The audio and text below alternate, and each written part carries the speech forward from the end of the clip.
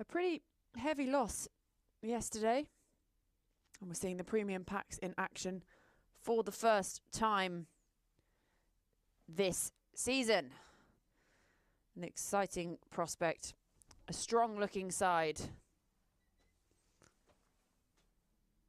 And they'll be looking to try and do the same as the Windies did to the Indians with a low score earlier, but actually defend it this time because it was a really impressive fight back from the Indians in that second innings today to take that win and get their campaign up and running. Well, this is how the Americans line up today. I'll see they are batting first.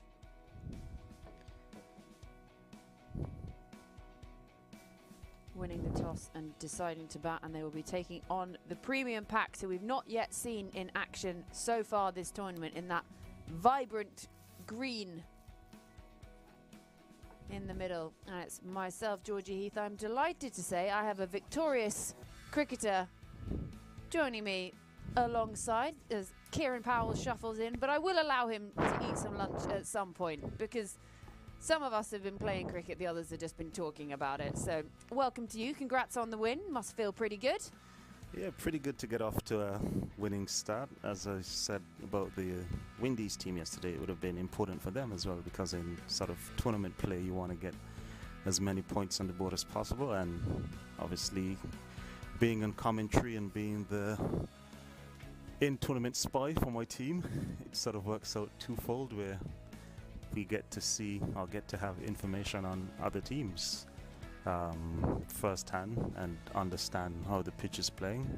We knew that the pitch wasn't going to be one that allowed us to play freely or make it a high-scoring game, but we knew we stood a chance based on obviously the outfield being a bit damp and the pitch being a bit slow. So once we bowled at the wickets and created pressure, things would hopefully go away, which it did.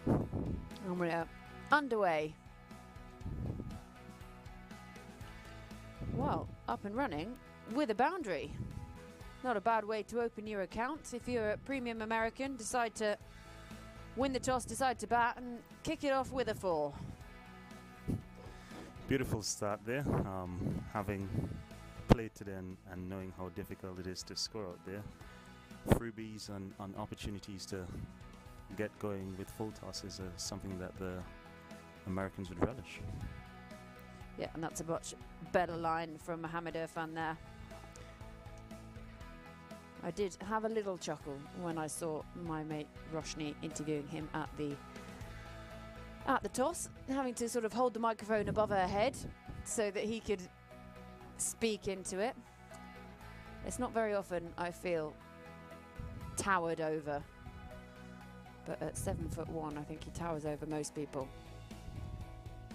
and that's found the gap nicely. He's gone away for 4. Beautiful start here. Otley seems to be quite familiar with conditions here in Musa Stadium. 2 boundaries off the first 3 balls. Great start from the Americans. Obviously trying to boost that scoring rate inside the power play and get as much as you can before scoring sort of becomes difficult when the ball gets a bit older.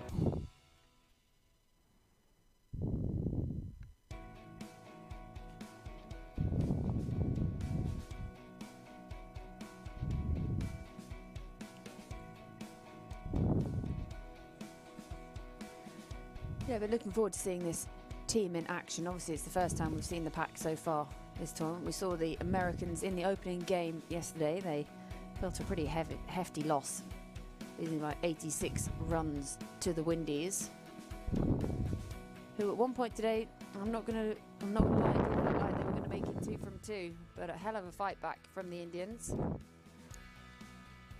Depends on which vantage point you're looking at it from. You think that way. We never had any doubts. No, honestly speaking, we knew the pitch was difficult to score on, and it just, once we crossed that 100 mark barrier, we knew that we sort of had something to play with again. Yeah, there's something about that, isn't there? It's almost the mental factor of it. You know, you hit the triple figures and you think, yeah, we're on to something here. 100%, and I mean, in the end, it sort of played played out to be true because we won not by many, but I guess we won by enough. That's a good diving stop. I mean, it is wide down the leg side. Good work by the keeper. Nice to see you've got a slip in. Aggressive from the off, the Paks with their field. Indeed, I'm not sure it's necessary, given, as I said, the lack of bounce and assistance on offer here at the moment. You may be able to plug another gap, but Mohammed Irfan is an extremely experienced cricketer. Someone at 7'1" that, whilst here in Texas, may draw some attention from a different sport, the NBA. You never know. 7'1". It's just unfathomable. That's full toss, just flicked away. I actually was in the room with all the kit yesterday, and someone handed me this pair of trousers, which sounds very strange. And I am 6 foot. I always think I'm quite tall, and I held them up, and I could have worn them as a jumpsuit, and they were Mohammed Irfan's playing trousers, and it must actually be such an effort. I think I've got long legs and big feet to find shoes and trousers, but 7'1" is astronomical. Yeah, get that man in the NBA.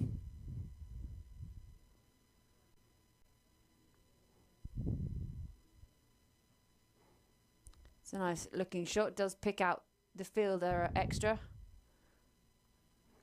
Well, Irfan closes out that first over. 12 off.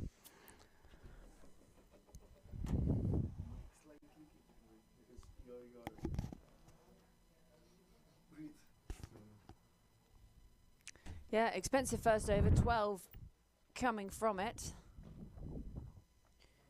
See, the thing is, you talk about being the insider, the spy, but actually now you're the spy for me because you can tell me exactly how the pitch played because you've been a lot closer to it than I have today. It's pretty low and slow.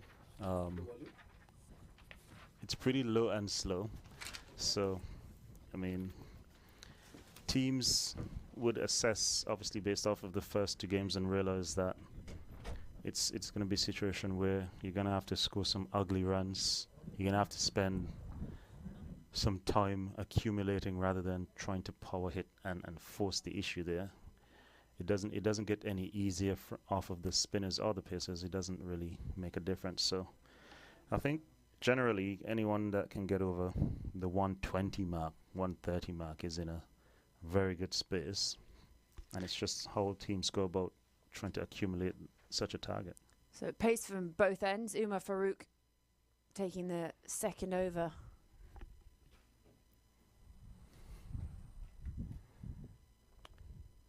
And he's found some pace early. Seems to be getting a bit of outward movement as well. Oh, the batter got very low there, trying to go over cover.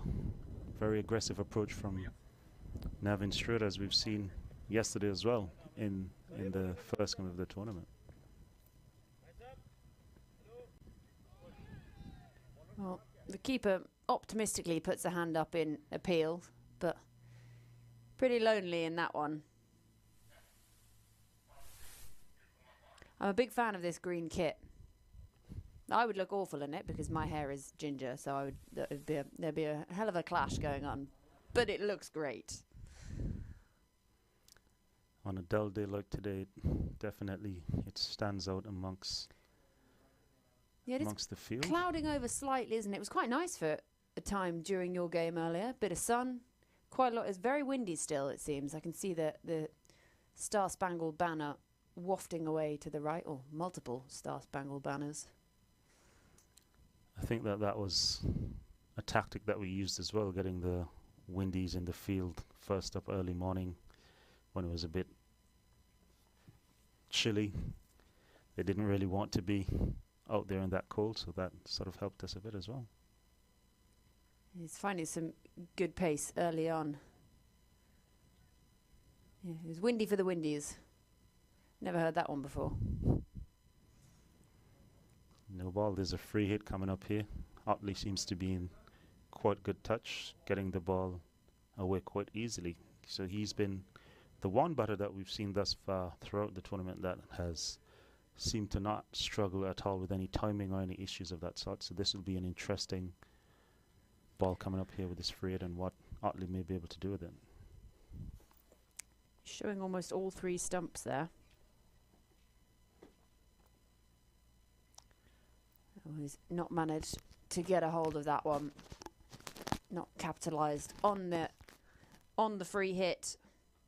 Yeah, there were times today in that Windies chase. There was the likes of Johnson and James. They were just getting bogged down.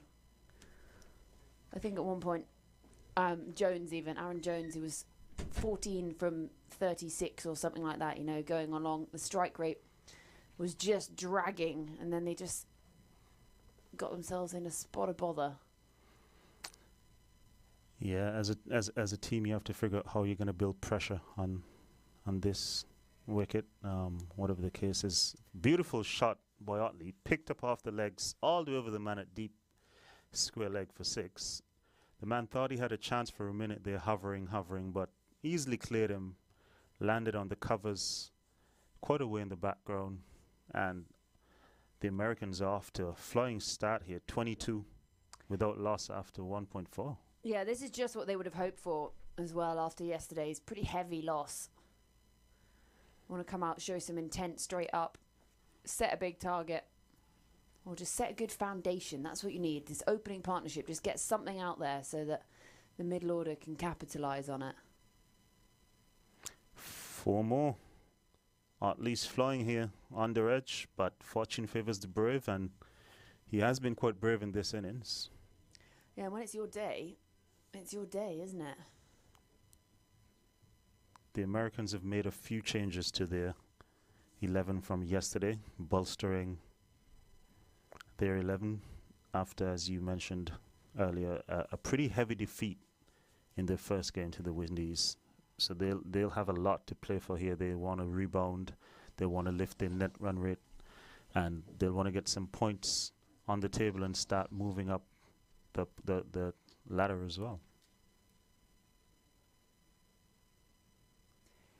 And it's one of those things, isn't it, with tournament play, we talk about it, and sometimes people don't start mentioning things like net run rate until way further down the line, and suddenly everyone almost remembers it.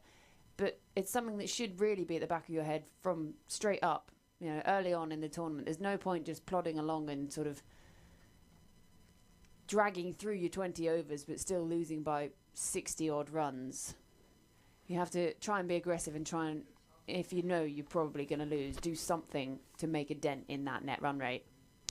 And I think where we're going to see teams make an effort is especially during the power play period, given that it becomes very difficult to score outside of the first 6 when the ball gets a bit older. The outfield is a bit heavy, so it's not running away, and you can't necessarily power away the ball once it's not coming onto the bat as much as it would do with the new ball. So teams are going to try and target the power play and see how much of a jump start they can get on the opposition. Well, that's gone very, very high. And very long. Nevin Stewart definitely coming out here to do one thing and one thing only. Try and hurt as many bowlers as possible. Huge shot over long on. Hit it, didn't even move. Just stood there, admired the shot, went a long way over the boundary. 6 more to the Americans. There's a proper stand and deliver, that one, wasn't it? It's come down with snow on it.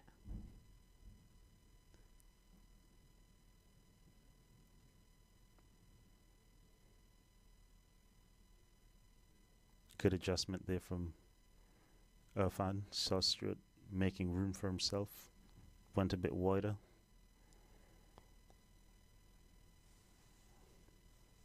Irfan's had 1.2 overs for 18 thus far. Yeah, been expensive. That first over going for 12.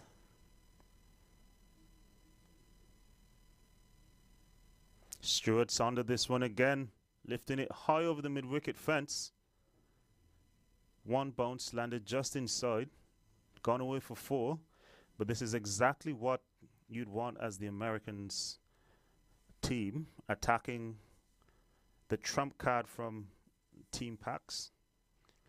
Yeah, and he knew there was no one out there. There was never any danger of it being snaffled by a fielder out there. They have moved the man round into position there. They sort of, problem is ball following, you know. It's locking the door once the horse is bolted. And you don't want to, this early, be just adjusting fields, chasing the ball.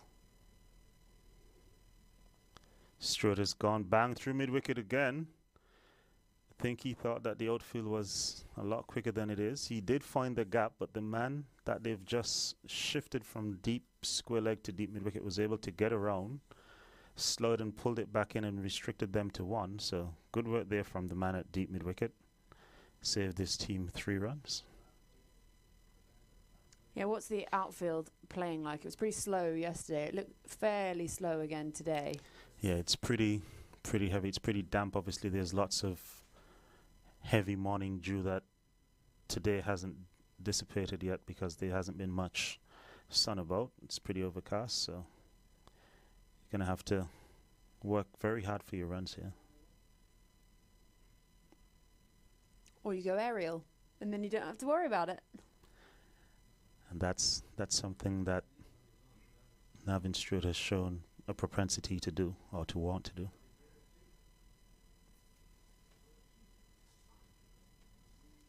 Yeah. So Mohammed Irfan gone for 25 so far.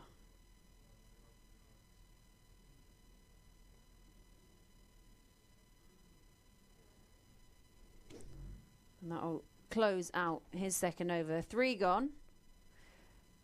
Americans 40 without loss.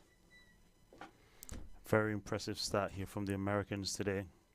Yesterday being bowled out for 70. So different day, different approach, different results, and they'd be quite happy with this start thus far, but obviously wanting to take it a lot deeper and a lot further than this. Yeah, I'm impressed actually with how they've turned it around, come back. It's only a day later, but they've obviously gone away and looked at what they needed to work on, had a good team chat, and said, look, you know, we've actually got some pretty good batters in here. You just got to go and play your game, how you want to play it, take on the bowlers early. And this is the result so far, 40 after 3. Beautiful shot here by Kean Otley. Slowing up in the outfield, stops just inside the boundary, so the batter thought it was going to run away, didn't move initially, but they've managed to cross for 2. Dissected the field beautifully right in the middle of the gap, and the score moves on by 2 to 42. Yeah, it was a lovely looking shot, wasn't it? I was convinced that I had 4 written all over it from the minute it came off the bat. Otley looks in really good touch here. Seems to be a huge difference maker for the Americans between yesterday's game and today.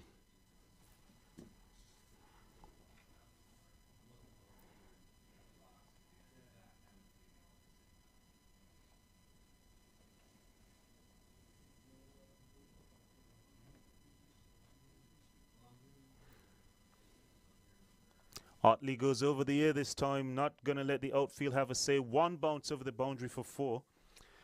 So Otley's flying here at the moment at Musa Cricket Stadium. 28 from 14. Americans 46 without loss. And he's putting some serious pressure onto the Team Paks bowlings here. And they're going to have to make some sort of adjustment to sort of curtail the scoring rate. Yeah, it's a really great start this from the Americans. 46 inside the first 4 overs, and we talk about setting that foundation. That's exactly what they've done. Even if they were to lose a wicket now, that foundation is there. They'd want Otley to carry this as deep as he possibly can, pulling this one through mid-wicket, and there's a fumble by the man at mid-wicket which allows them to come through for a single. So they're not only getting boundaries, but they've been afforded the opportunity to rotate the strike on occasions when there has been good balls bowled, which has allowed them to increase the score without taking too many risks. And I think that's also where the score starts putting pressure on the fielders as well, you know, starts causing fielders to think too much, start doing misfields and making mistakes in the field when they know that the pressure is on them. They really need to start restricting them and taking those wickets. Stewart goes, he's bowled. Paks have got their first wicket, and it's exactly what they'd be looking for here after the start that the Americans have had. Adjustment has been made in terms of line there that is visible. You can see that he's gone a lot straighter on this occasion. A few times that they've erred giving width, they've been punished, and now he's gone wicket to wicket. Stewart misses, and that affords them the opportunity to have their first breakthrough. Stewart goes bowled. Umar scores 47 for 1. Yeah, I mean, it was probably Otley would have been the wicket they would have liked to pick up, but breaking that partnership was the important thing for Team Pak. And that brings guard Erasmus, the Safa, to the middle. 47 for 1 inside 4 overs.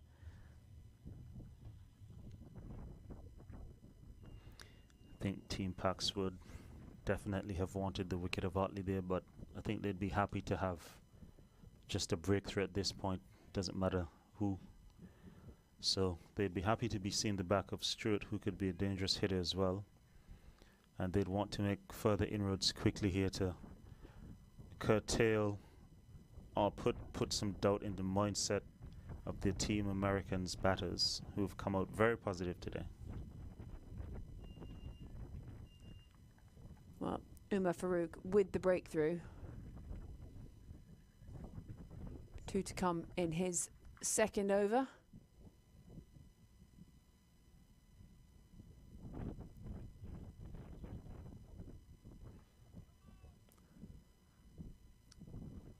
And that is signalled no ball. I can honestly say that I can't remember there being any no balls in the tournament before these two bowled by Umar thus far today. So I don't. We definitely didn't see any yesterday. There's ill discipline in terms of the lines and length, but also in terms of keeping his foot behind the front crease there, which is costing Paks at this point in time.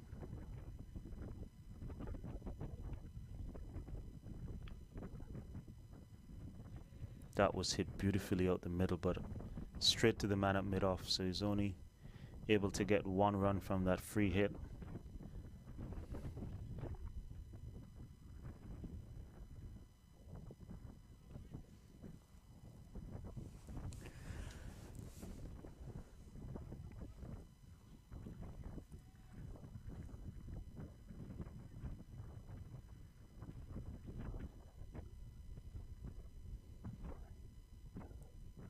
Otley, 29 from 15.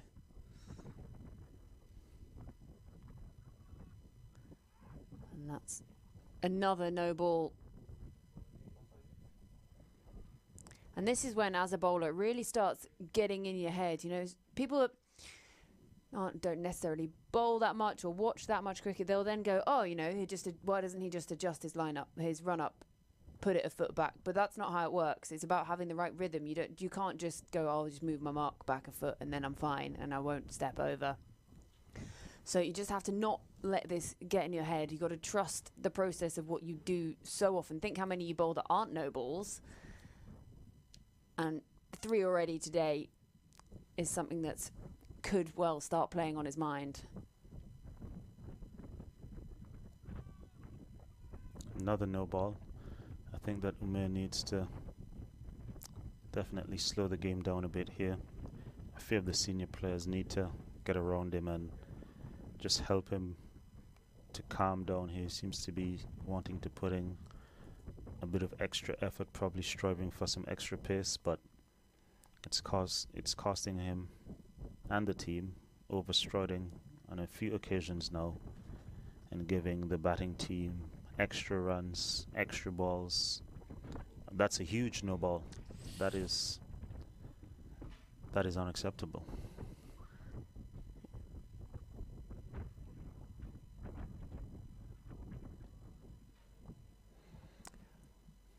That's a lovely looking shot.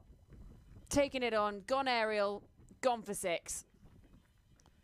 Well, talk about rubbing salt in the wounds. And it's another no ball. So this is... That's not just salt in the wounds, that's chili salt in the wounds. This is chili oil in the wounds at this point with rubbing alcohol. And these are some huge no balls as well here, boy. Yeah, that's a couple of inches. So I'm not sure what's going wrong with his approach or his run-up, but these are massive no balls, and the score has rapidly gone up to 58 from 3.5 overs. Yeah, 18. Otley's up to 35 off 18. 18 from this over so far, just doing maths. Luckily no one can see me counting on my fingers. And still with another ball left. This is... And a free hit. This is something that is going to cost them heavily. It's just a break in play at the moment. Have we lost the ball? Yeah, I think he's hit it over. Well, he's hit it out the ground. So we're going to have a replacement ball brought in by the 4th umpire here. He's coming out with the box for the umpires to choose something that's like for like to the ball that has been lost, which at 3.5 overs old should probably be another new ball. You would think so. And actually, this isn't too bad strategically for Umar Farouk. It just gives him a moment to sort of reset, get his heart rate down a bit, have a chat. Look, you can see there's an arm around, and that's what we really like. You know, the team are getting around him, and that's just what you want. You just, you know, having a chat with someone, just calming him down a bit, thinking, you know, you just see out this over. He's had some time to have a breathe. Well, I think it's safe to say that there probably will be a bowling change from this end after this over. Yeah, so new ball in place. We have a ball, which is pretty crucial to a game of cricket. We have a ball. 18 from the over so far, 1 to come, free hit. And that is going to be for 22 from that over.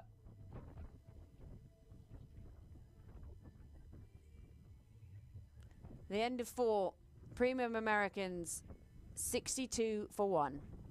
Winning the toss and choosing to bat. This is something they could only have dreamed of.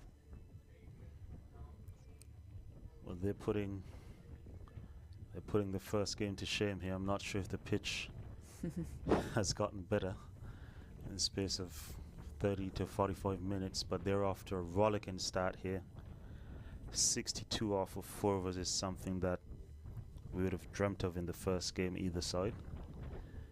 But the intent and the approach shown, especially by Keon Otley, has been absolutely amazing. His introduction to the starting 11 for the Premium Americans, having missed yesterday's game, has provided huge impact, and that's what you want to see here. Yeah, well, bowling change here. Nakash Ali on to bowl. The left-hand pacer. And he starts with a dot.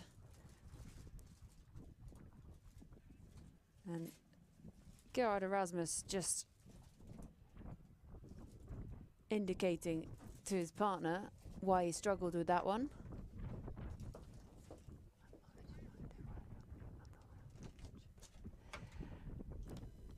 Yes, Gerard Erasmus just signaling that there seems to have been a bit of inward movement to him. But this one doesn't seem to have had any movement apart from straight out of the middle of his bat, straight down the ground over Nakash's head. One bounce into the boundary for 4. And now both Gerard and Keon Otley are in full flow and trying to maximize this power play in full effect. Beautiful shot. No risk in that at all. And the score moves on to 66. Textbook that, isn't it? Stand and deliver. It's the kind of shot that is a photographer's dream, that follow through. And I can see the photographer out snapping as I speak. So Erasmus, 5 from 4 for him. Beautiful shot again from Erasmus. A bit of width and off at this time when he goes through cover point region. Different shot, same result, 4 more. Premium Americans motoring along here. Changing bowler, same result. Yeah, and hit with enough oomph that completely counteracted the slow outfield out there. Race to the boundary. Fielders in pursuit, 2 of them couldn't cut it off. 70 for 1. Only 4.5 overs gone. I'm surprised that we haven't seen any spin being introduced into the attack, given that the seamers have struggled here today for Premium Paks thus far. Just a change of pace. That should bring about a change of play, hopefully. Yeah, and but we saw the impact of the spinners in the game earlier on today. Spin for the win. So I feel that will probably be running through the head of the captain at the moment. Got to make some kind of change. And these two just using the pace, taking it on, and making the most of it. Well, we have Otley back on strike, the man that is striking over 200.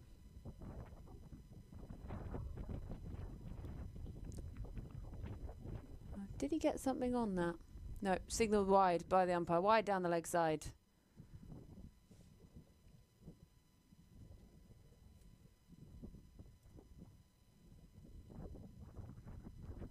Nakash Ali.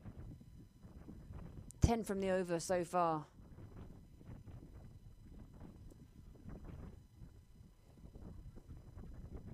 With 2 balls left. And Otley going bang! Straight over Nakash Ali's head. 3rd boundary of the over. Otley's looking at his bat. Doesn't seem to be too happy. Probably didn't quite middle it the way he wanted or had the end result that he would have hoped for. But nonetheless, 4 more to Otley. 4 more to Premium Americans. With bat sort of turned in his hand. But it's a sign of someone in form, seeing it well, that you can hit a shot like that and actually be disappointed with it.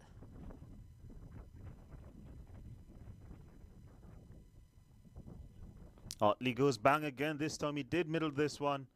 He's not too worried. The man at long on tried to run her on, wasn't able to get there in time. 4 more to Otley, who goes on to 47 off 21. Nakash Ali's first over going for 18. So the bleeding has not stopped here for the Premium Paks. The score up to 80 for 1 in 5 overs. Yeah, 16 is the current run rate. That is quite something. That's what the Windies could have done with off their final over. Needed 15 from it earlier today. Couldn't get home. But this has been such an impressive start from the Americans. Coming back from a hefty loss yesterday. And the charge being led by that man on your screens, Otley. 47 from 21 for him in the company of the South African Gerard Erasmus. 10 from 6 for him.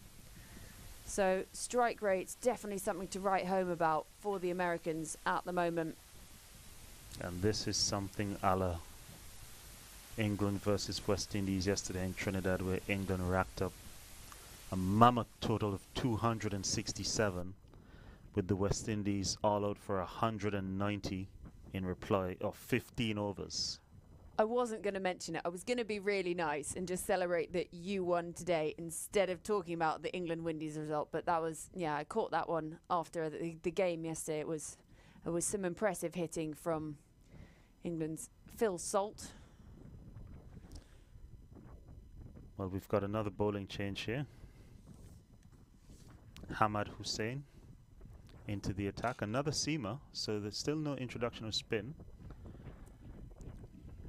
Yeah, not what I would expected I was pretty sure they were going to have to. They were going to turn to spin. We knew there was going to be a bowling change that over, going for 22. With the no balls, the boundaries. But captain trusting in his pace attack. And that's a lovely looking shot through the covers, along the ground for, well, Erasmus is joining the boundary party. And this is the dangerous thing for premium Paks. You thought you've got Otley off strike and you'll try and be able to build some pressure on Erasmus, but he's also going well. And now you're hemorrhaging from both ends, with both batters striking the ball beautifully here today.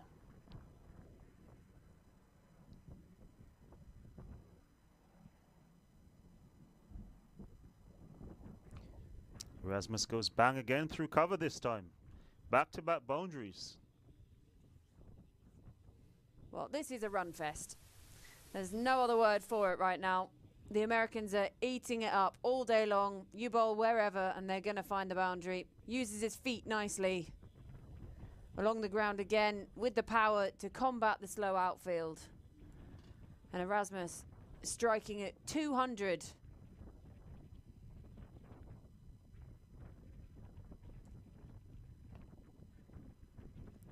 That's good recovery from the bowler.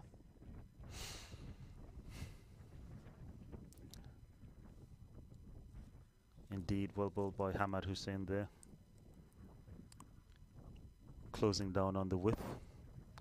Coming a lot straighter. That's what we need to, or that's what premium Paks would be hoping to see a lot more of. Taking away the width on offer from the two premium American batters here.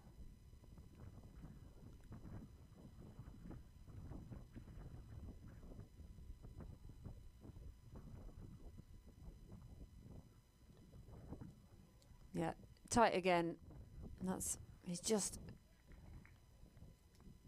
squeezed on him a little bit there, and Otley rehearses the shot with his hand.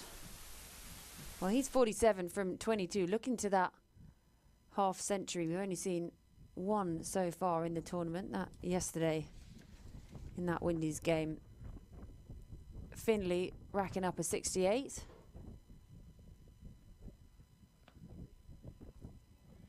Yeah, it's a nice tidy finish to the over. So 9 coming from it. That closes out the power play. End of power play 1.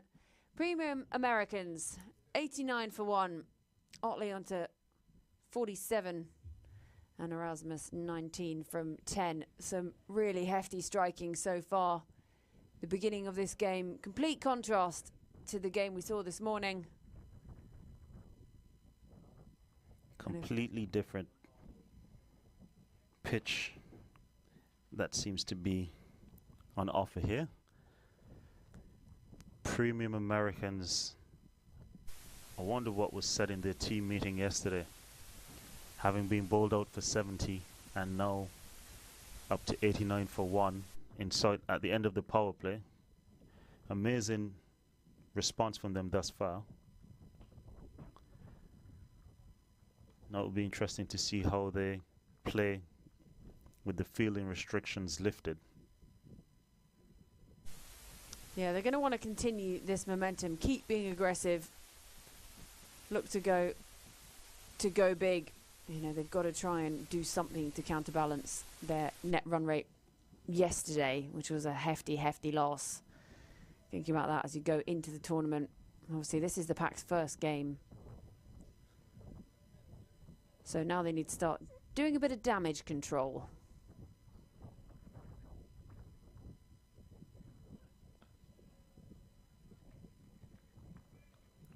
Stroked away easily down to long off by Cian Otley here. Should be looking to register that 50 and then push on again.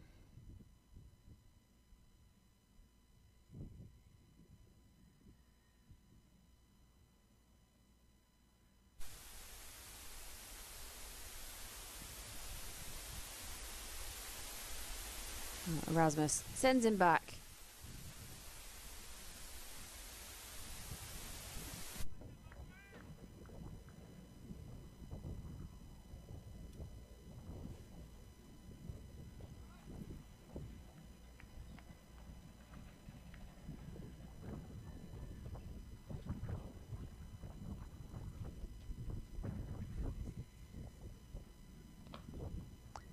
That's well dug out and flicked away, flamingo foot, and they look to think about pushing for the 2, take on the arm and decide against it. So just the one. Nakash Ali won't be too disappointed in this over so far. He's seen some of his teammates go for big runs. Just the 3 singles so far from the first over outside the power play.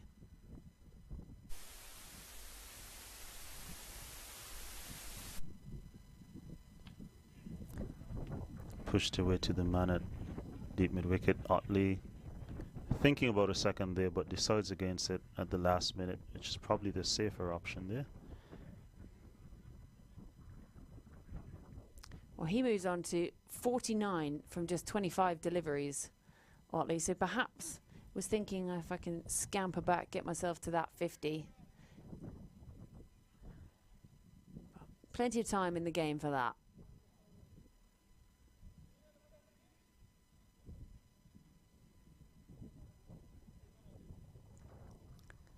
There's Nakash Ali in again, left arm over, and it's just dropped his hands there, Erasmus. Chance of a run out, but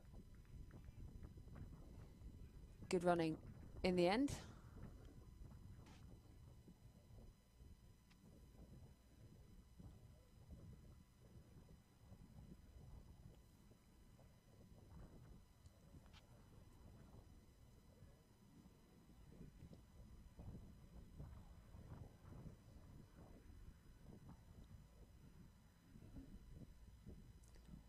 Just one to come from this over. I think the field was slightly confused there. They thought they might have finished the over. All back in position. Shorter, he looks to club it away, and it's missed everything, missed everyone, past the wicket keeper, and it's gone to the boundary. He's unlucky.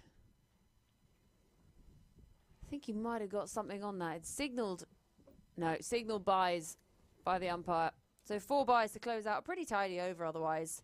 End of 7. Americans 98 for 1. Well, this is a dream start here from Premium Americans. Premium Paks again making another bowling change. No, it actually looks like Hamad Hussain will continue from this end.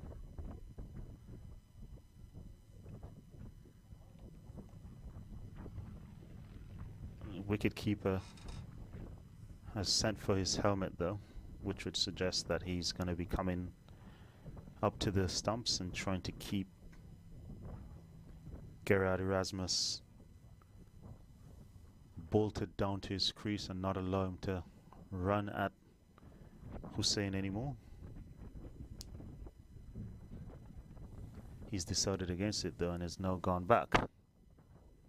Bit of a hokey cokey going on out there. As the sun comes out again, clouds dissipating.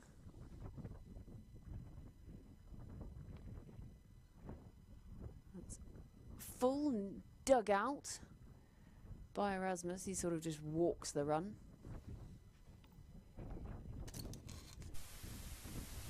They indeed have made a bowling change. It is Ariful Haq in operation now.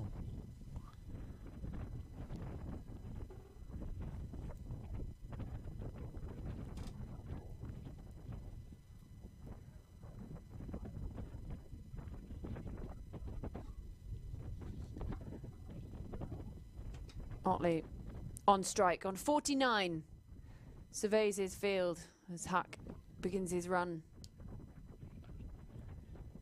Well, he's given it the full heave-ho, and that will be his 50. It plugs, it doesn't reach the boundary, but they come back for 2. And Otley, it's been a batting masterclass so far. He moves on to 51 from just 27 deliveries. I'm not sure he's realised because he's not celebrated. But maybe he's just too focused on the game. I'm not sure his teammates have realised as well. You look across, there seems to be lots of discussions happening contrary to what's happening in the middle. But very well played indeed by Otley nonetheless. He's taken the score across the 100-run mark inside the first 8 overs of this game and has set a beautiful platform for the Premium Americans here.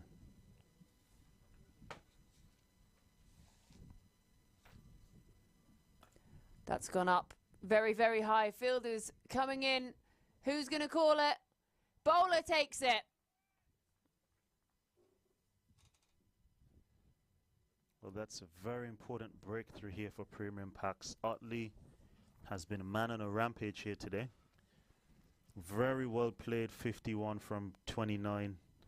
Premium Americans would be hoping that he went on for another 5-6 overs, but Premium Paks would be delighted to see the back of Otley. He's caused massive damage here early this afternoon in game 2 of the day.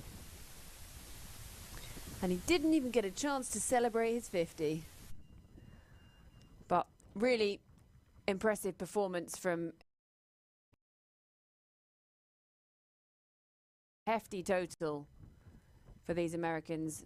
And alongside Erasmus, who is still out there looking pretty good himself, 23 from 14. So he's not the only power hitter in this side, not the only person in form today. Well, it will be the job of the new man, Navranpreet, to try and get Erasmus back on strike as quickly as possible. Rebuild from the start the platform that has been provided by Keon Otley. Very well bowled by Araful Hack in providing that breakthrough, which was much needed and timely on the part of Premium Paks.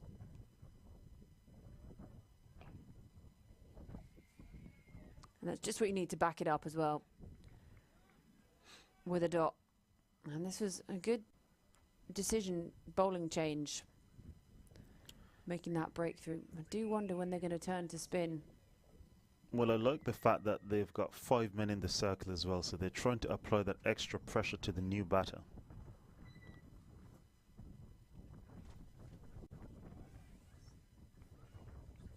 Well, that's not going to help. Their extras column isn't in the best of shapes. Well, the current run rate is at 13.02. Only 13?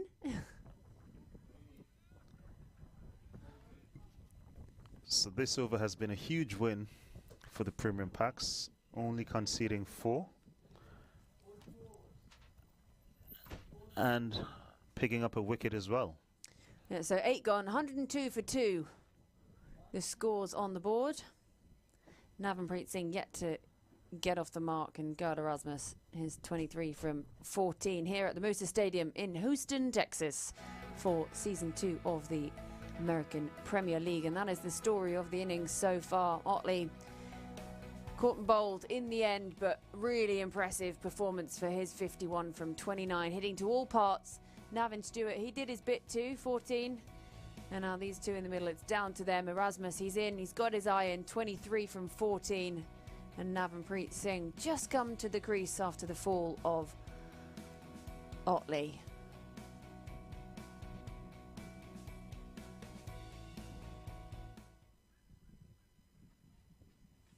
Well, we're going to see the introduction of spin into the attack for the first time today from Premium Paks.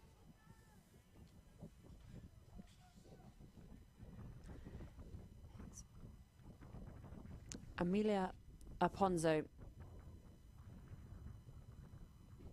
been brought in to try and nab another wicket, slow this run scoring. I mean, 12.73, what's the scary thing is that's down from what it was. That's an improvement. Well, that is going to do something for the run rate. Garrett Erasmus, stand and deliver, launches it over the square leg boundary. And Amelia can only put his hands on his hips. Well, it definitely looks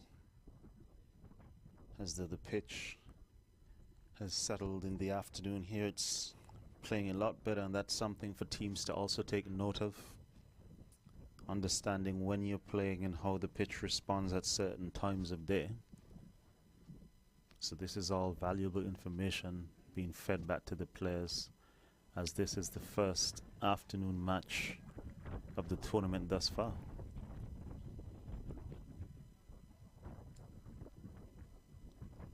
Well, we know how Erasmus wants to play today. He knows that he is now the aggressor in this situation. Otley, it was his role. He's gone, and it's Erasmus. And a muted appeal. A few hands went up. Never really much in it to shout about, but just trying to keep him honest. Navanpreet yet to get off the mark.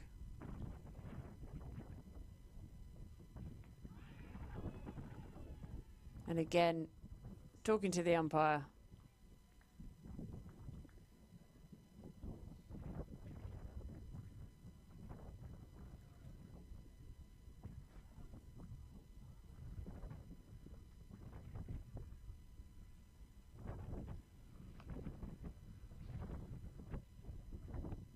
This one pushed down to the mount, long off to completely over. Another big over for Premium Paks, 10 off. I guess in context of how the innings has gone thus far, that would be a good over for Team Premium Paks, keeping them below the run rate before the over started. Yeah, scarily, that's an improvement for them, isn't it? 10 off it. So 9 gone, 112 for 2 on the board.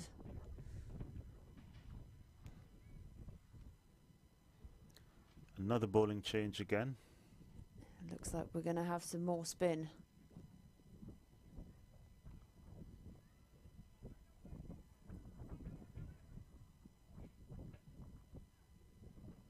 Seems to be Angelo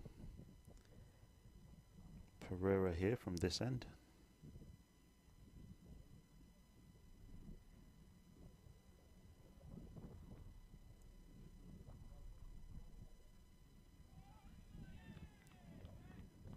This one tossed up. A lot of loop. A lot of guile dipped on the batter. So tempting him, isn't he? Looked like it was there, but it was bat pitch, wasn't quite there. Swing and miss. So Pereira seems to be one that is going to use all his variations and all his guile here.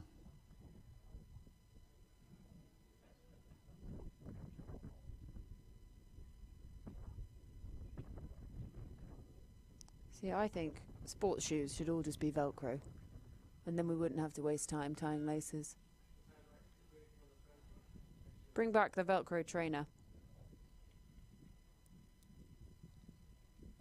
Not sure I'm a fan of that show.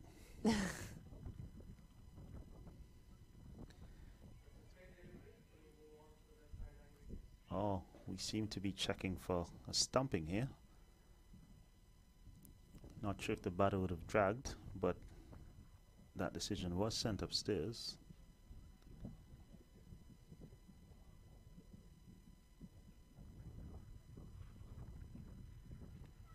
Doesn't seem to be much in it. Quick work behind the stumps, though. Very quick good hands.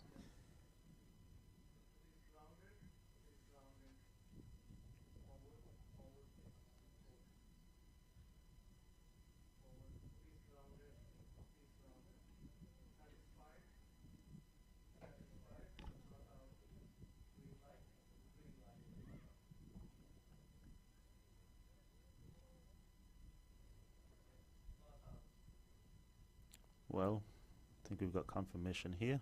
It's not out. Pereira again tossing this one up. The batter being deceived in the flight there, pushing it straight back to the bowler.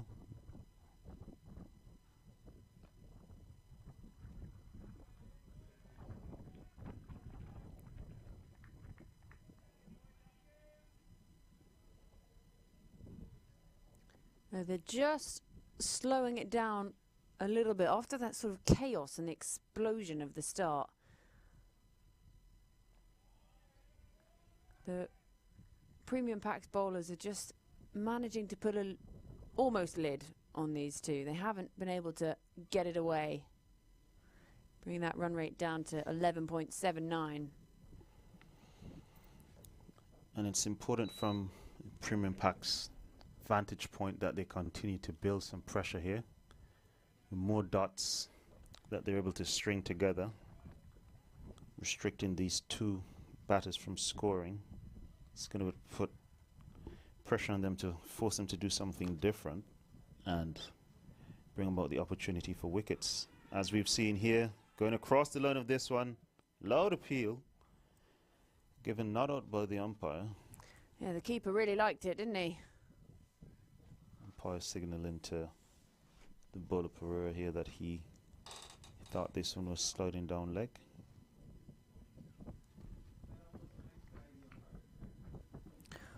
Well, 10 overs gone. At the end of 10, the Americans find themselves 114 for 2, having won the toss and elected to bat. And we're going to have a quick drinks break, and we'll be back with you in just a moment.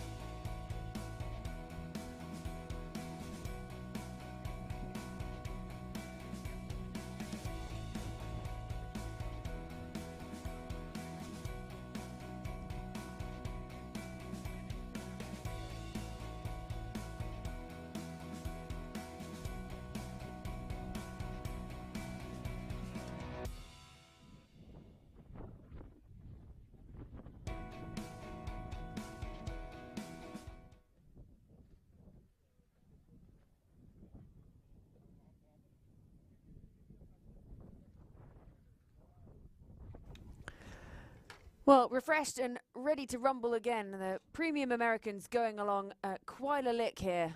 They're definitely in the driving seat of this game against the premium Paks. They went away and they had a pretty good team talk, it seems, after yesterday's dismantling at the hands of Who did they even play yesterday? Can't even remember anymore. The Windies. At the hands of the Windies, who then lost this morning to the Indians. So it's all going on. Everyone beating everyone at the moment. This our first afternoon game of the tournament so far. Americans in charge. A lot of it thanks to the bat of Otley, who made 51 from 29 before he was caught and bowled just after reaching his half-century by Hack. And it's Erasmus out there in the middle, the destruction man now. Playing in a hat.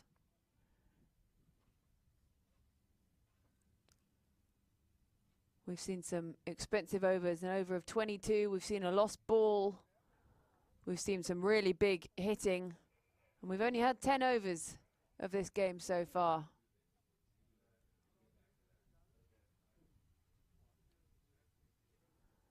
At this glorious sunshine here at the Moser Stadium for Season 2 of the American Premier League.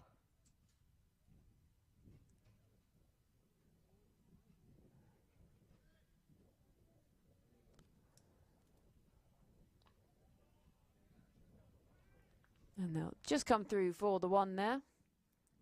Slowed that rate down a little bit, a 1 point up at 18 almost, when Otley and Erasmus were firing. And that's darted in. So score goes on to 116 for 2. Yesterday we saw the Windies make 156 in their first innings. Well, if these Americans carry on in the same way they have done so far, they're going to absolutely trounce that score. Only just over 10 overs in, and they're 117 for 2. So wickets in hand, destructive batters out there in the middle, having won the toss and elected to bat. Captain will feel pretty vindicated in his decision to have a bat, as Navanpreet looks to hoik that into the leg side, and they just scamper through for the one.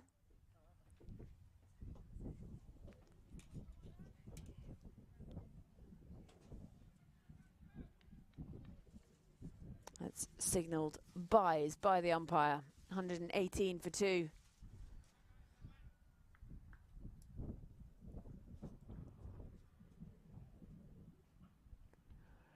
He's bowled him. Well, that is the end of Erasmus. He looks to go big, tries to hoik it over mid-wicket. And it's just one shot too many for the South African. He has to go bowled for 35 from just 21 deliveries. This is just what the Paks would have been looking for when they came back after drinks. They'll have had a few stern words. They needed to get back in this game. And he's played all around it, down on one knee. He knew, he made the face. He rehearses the shot, but no point doing that when your bails are already gone. And he goes for 35. So premium Americans, 118 for 3. This is why I was surprised that spin wasn't introduced into the attack for the premium Paks early in the game. We've seen them be able to curtail the scoring rate, and obviously in doing so create chances for wickets. Ponzo would be very happy getting his first wicket here today. Team Premium Paks pulling it back here. We've got 2 new batters at the crease. Navanpreet 3 off 12, and Gurbash yet to face. So they'd be hoping for this to continue throughout the rest of the innings, as Premium Americans will have a lot of rebuilding to do. But having said that, Aponzo struck again. He's now on a hat-trick. Back-to-back wickets to close out the over. 114 for 2. For 4. 118 for 4. I'm all over the place. We'll let you off. You've already won a game today. This is just what they would have needed after that drinks break. They will have had words there saying we're letting them get ahead of us here. And they just slowed that momentum, and these quick wickets are just what the Paks needed if they were going to try and keep a lid on this scoring rate. Just trapped him in front. And it was a very slow finger to go up, but he never looked, well, he never got a chance. 2 in 2. And so Navanpreet's still out in the middle there. But the introduction of spin has done just what we thought it might, and it's made the difference. It's picked up the wickets, and it's slowing that run scoring. The Americans at one point looked like they could have been on for a 200. But they're just being pegged back here. Quick wickets can change any game. This is T20 cricket, and that's the excitement of it. Anything can happen. So 2 in 2. So when he comes back on to bowl, he's going to be on a hat-trick. And in the meantime, his partner on the other end, Angela Pereira, will look to continue to try and stymie the Americans' batters here. Continue to cut the run rate down as much as possible and restrict scoring.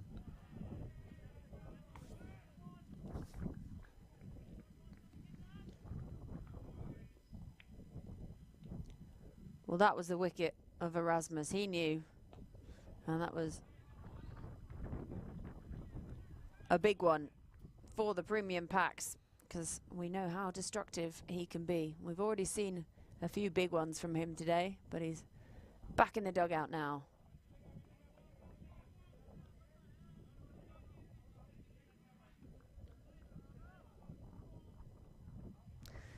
Now, is it actually as windy out there as I think it is by looking at the flags? 100%, and it's not only windy, it's quite chilly as well out there.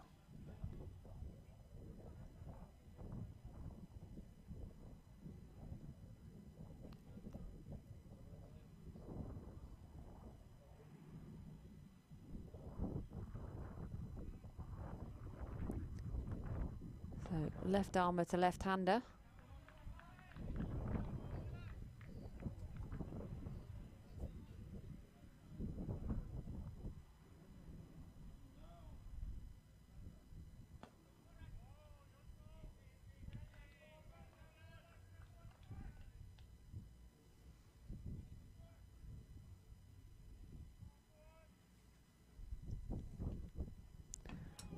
Yeah, quicker one.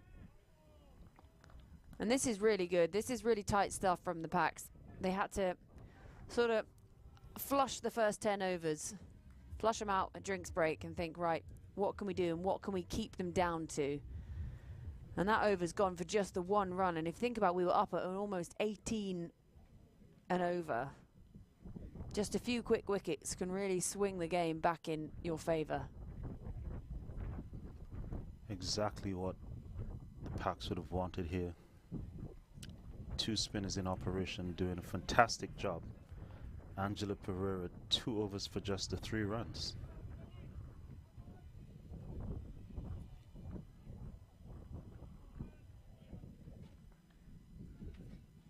Yep, no surprise.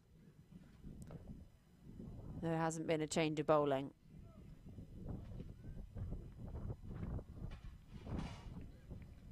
I think this partnership has been very successful for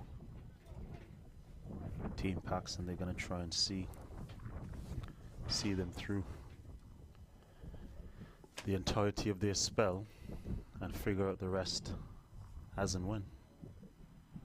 Yeah, Emilio Ponzo making the difference. Those 2 and 2 balls. Didn't quite get the hat-trick. That was the hat-trick ball.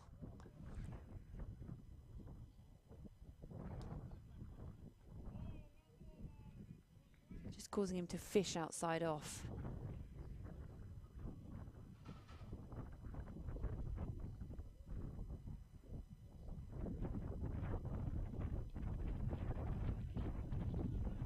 Some confusion there between the batters. Should I come, should I go? In the end, they decided against it.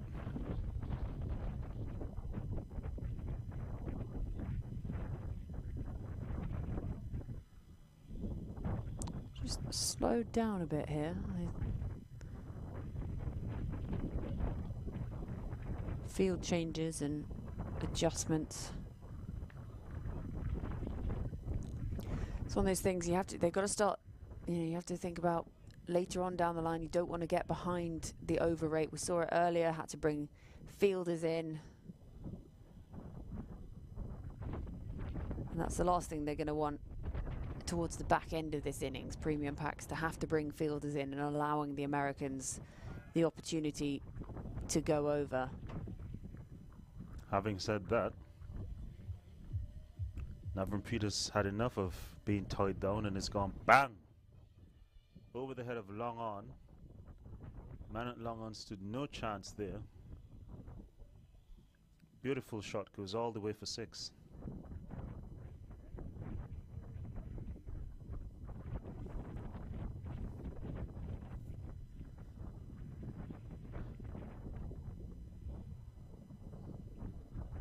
Well, he'll feel he should be the aggressor at this point, Navran. He's been in there the longest, 11 from 17 for him now. So that's just pushing his strike rate up a bit. He's sort of been tied down a little, going slowly, and now knows that he needs to get back on the gravy train and start the momentum again, because they have really been pegged back, the Americans. 13 overs gone, 128 for 4.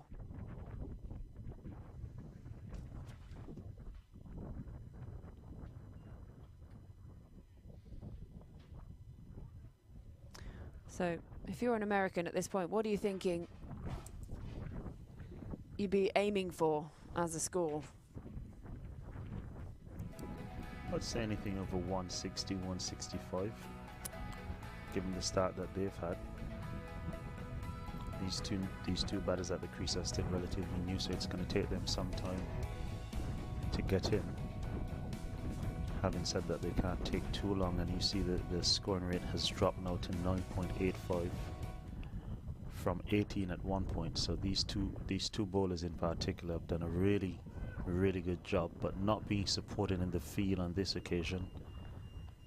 Misfield, allowing the batters through for a single.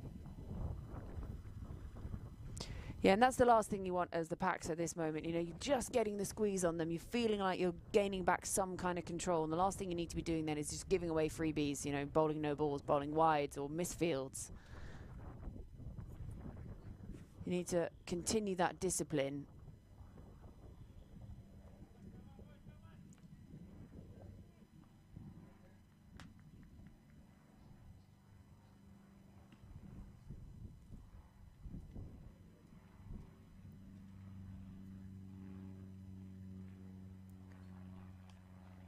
Well, this one is one of the rare occasions that Pereira has pushed through the ball, adding some variety there, and then going a bit fuller on this occasion, which is stroked down to the man at long off for 1.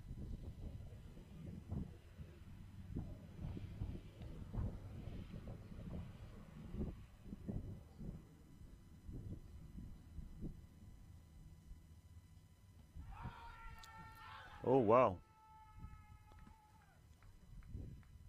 Umpire seems to be signaling that he thinks the batter's hit it. The keeper really liked it, didn't he? There was a lot to like about that one. I thought that one was straight, so batter seemed to have gotten some bat in it, which saved them, but that completes the end of another Pereira over. 3 overs for 7 runs. Team Premium Americans 132 for 4 from 14 overs, 6 overs left, and I'm sure they're going to want to start picking up the scoring rate again pretty soon. Yeah, they've really been slowed down since that drinks break. They were, like we said, they were up at 18 and over at one point with Otley and Erasmus firing on all cylinders, but both back in the hutch now. So Navran not quite up with the strike rate of those two. 14 from his 21. Well, they've got 2 overs to contend with from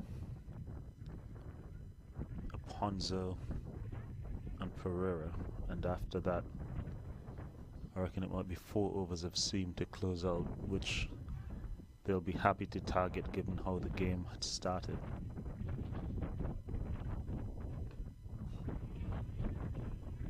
Yeah, spin has been key for the Paks here. It's really changed the game. It very much looked like it was getting away from them, and we were looking at 180, 190 even, perhaps higher. But it's not just the wicket taking, it's the lack of boundaries. The boundaries have dried up somewhat. And as I say that, it races to the boundary. Beautiful shot. Given just the slightest bit more air and slammed down the ground past the bowler. Had no chance of getting across to try and stop that. Nor did the man at long on. Tried his utmost best, sprinting around, but stood no chance of cutting that off.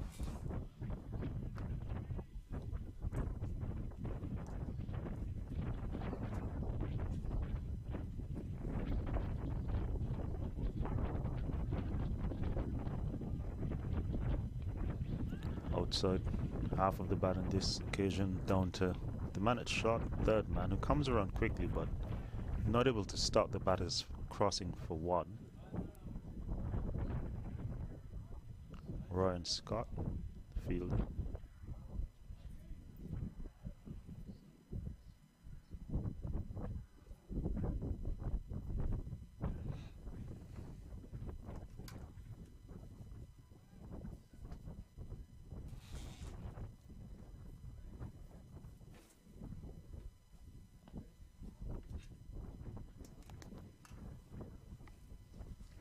Another single down to long on this time. This has been a good over so far. Yeah, I'll be interested to see who the captain throws the ball to next, because he's had these two working in tandem. They've really put that squeeze on, but they've run out of their overs almost. That's the end of a very good spell from Aponzo. 4 overs, 2 for 28. Part of that partnership with Angelo Pereira that has really put the clamps on premium Americans here today. Yeah, so 15 gone, 138 for 4.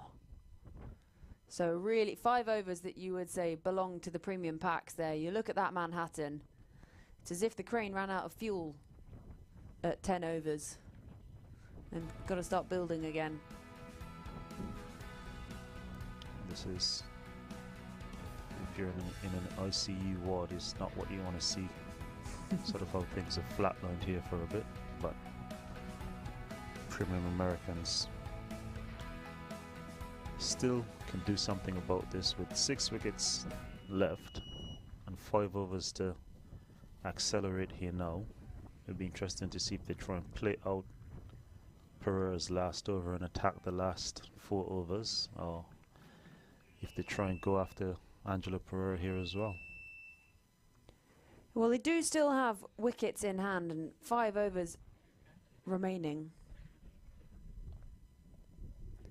But Pereira is not giving them anything. Navanpreet feels like he's missed out there.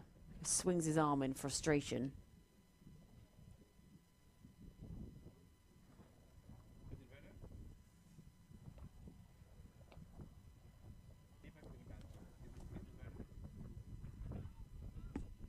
That's well fielded. I thought they were going to try and push back for the 2 then. It was slowing down so much the fielder was having to put in the yards, but just settled for the 1.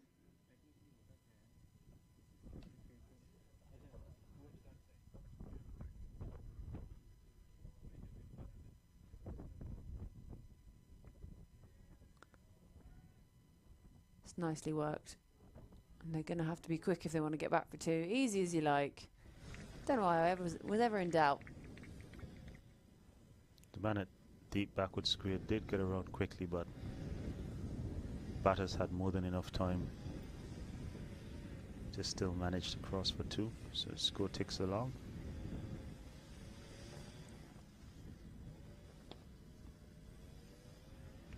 Pereira, interestingly enough, here hasn't conceded a boundary in this spell. It'd be interesting to see if he now concedes one, as I said there. No, he hasn't. What he has done is had an appeal, but umpire doesn't have any interest in that, and that is the end of his spell. 4 overs for 10 runs. Well, he's sort of changed the game, really, those two working together. Just 10 runs from his 4 overs. And seeing as we saw some overs go for 22 earlier, you, as a captain, you'd be pretty pleased with that, and you'd be going over, patting him on the back.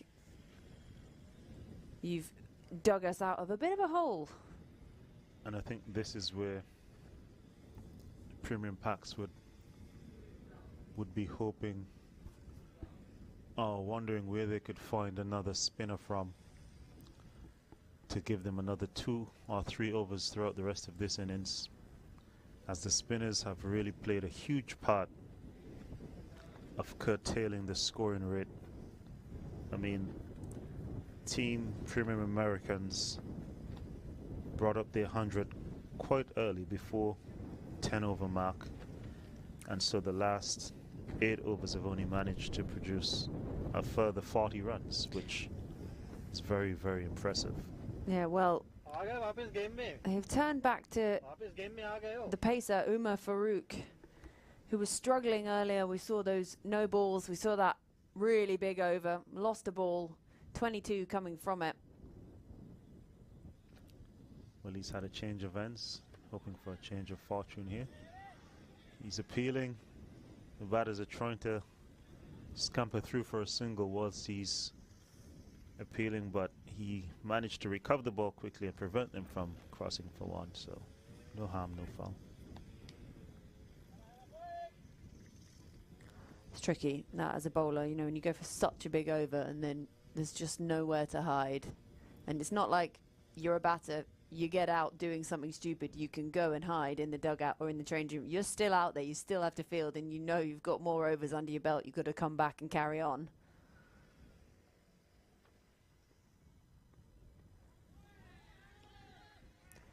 But this is a good comeback from the pacer.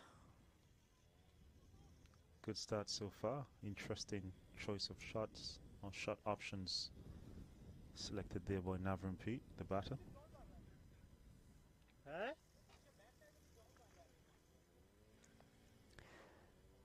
Enjoying your time so far at American Premier League Season 2?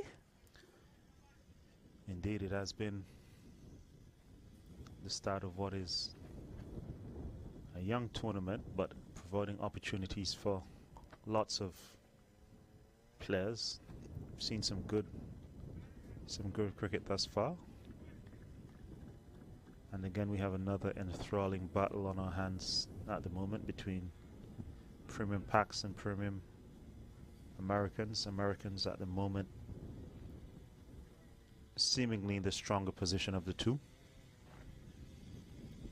Having said that, we haven't gotten to the halfway mark yet, so. That's true, and it's interesting to see how quickly momentum can sway back in different directions. Obviously, such a contrast to the game this morning. Low-scoring thriller. This one looks like we could be on for still a pretty hefty total. Still 3.5 overs to go. And already 142 on the board. 6 wickets still in hand. And a glorious day in the Houston sunshine. The sun has come out this afternoon and the place has warmed up nicely, and we've seen the first short ball from Premium Paks this far, which seemed to make good height, came through a good pace through the keeper, so change of plan here from Umar Farouk for sure.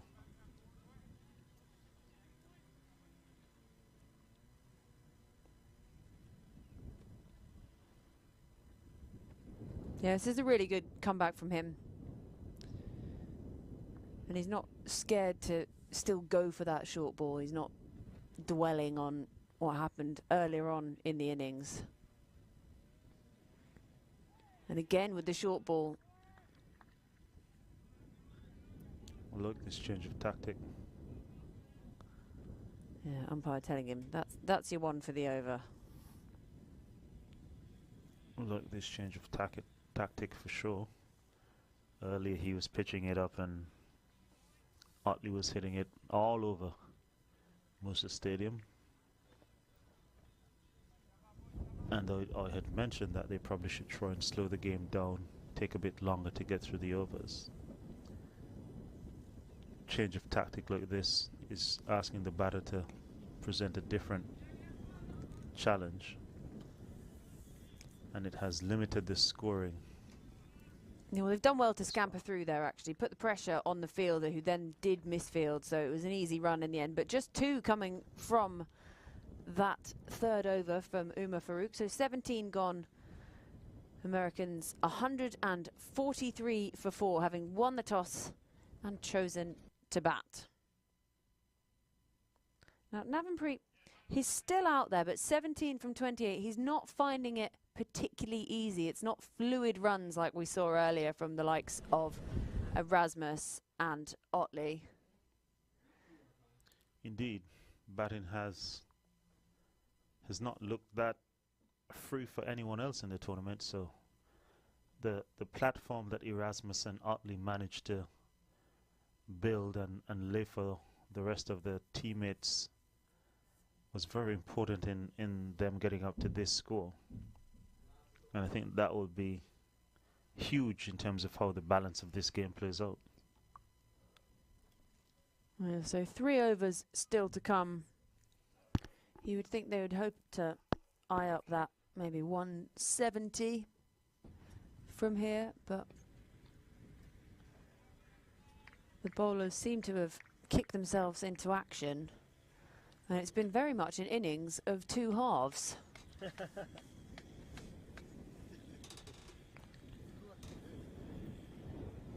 Indeed, these 2 batters striking ball, so that would be something that the premium Paks would have talked about in their halfway stage discussion, and have come out and executed it beautifully thus far in the second half. Having said that, Araful has now bowled a no ball, and it seems to be this end that's the problem end for premium Paks in terms of delivering those no balls. So we're going to have another free hit here.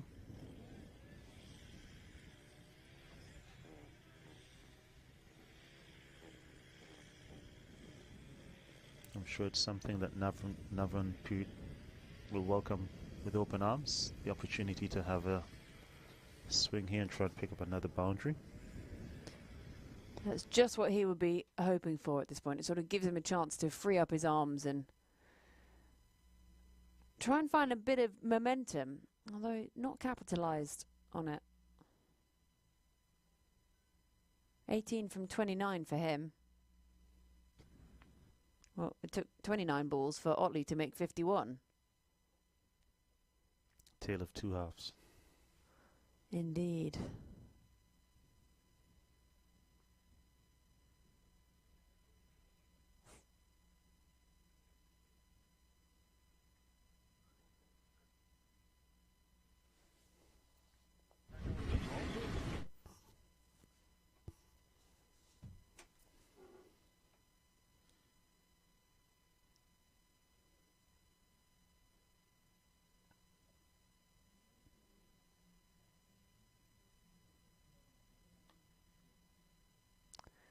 Uses his feet and still picks out the fielder, not piercing that inner ring.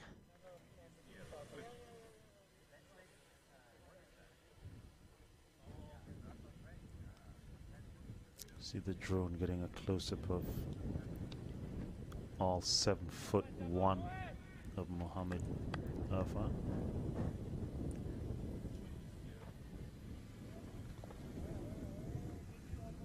That's well played in the end. Well, he'd need a drone to be able to see the top of his head. I don't think a cameraman could quite hold it high enough and get up on the tower, perhaps.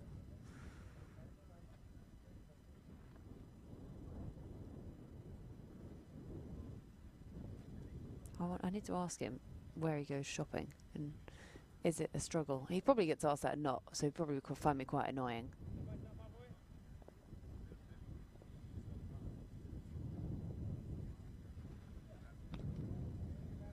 Done well weighted on that. Still only the 1.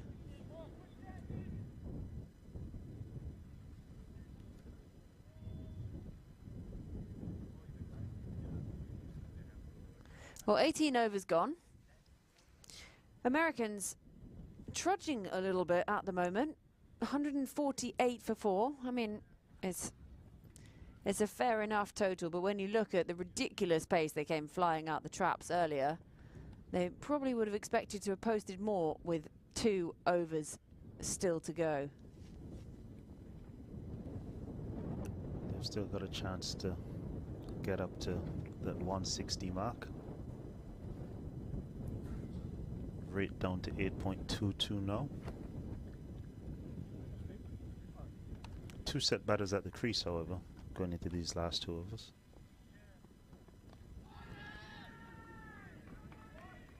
Well, he's done him up all ends there. Ended up in a bit of a spin, trying to launch it over mid-wicket. Has it hit him on the knee? No, I think he's all right. Don't know what that discussion was about.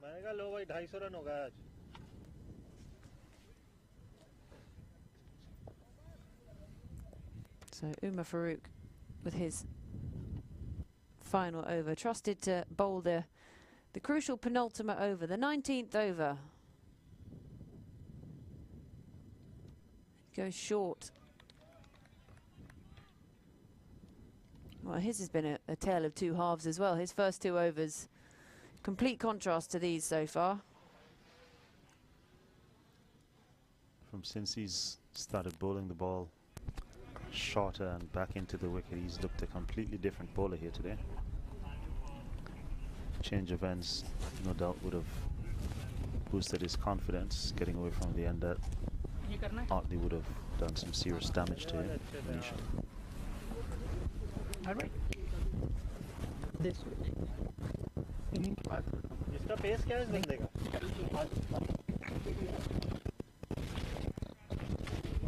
Goes full this time. Dug out to the man at keeping the wicket for 1. But what's important here is that premium packs are not giving away any boundaries. Singles won't hurt you, and they are managing to have some dot balls in between. So good thing for them is that they're not giving away any boundaries and allowing the score to increase exponentially.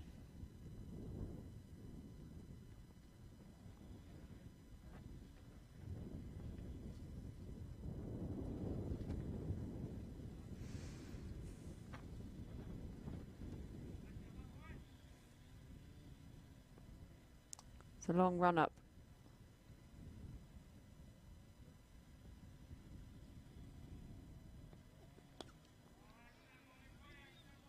Well, it's going to have to be quick. Get back. He would have been gone. Can't believe it, the Paks.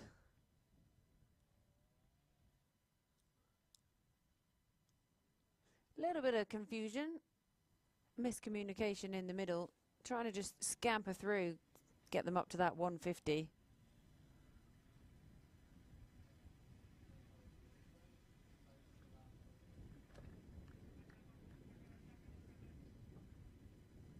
So 2 to come from Farooq.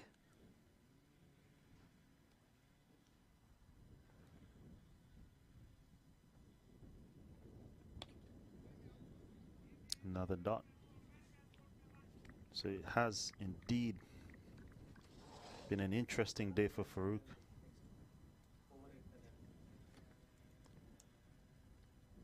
Who's gone for 1 run thus far in this over.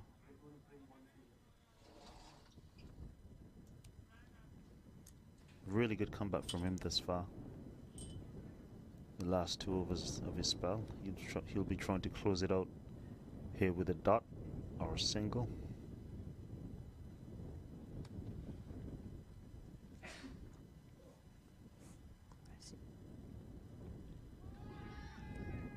Really, really impressive stuff.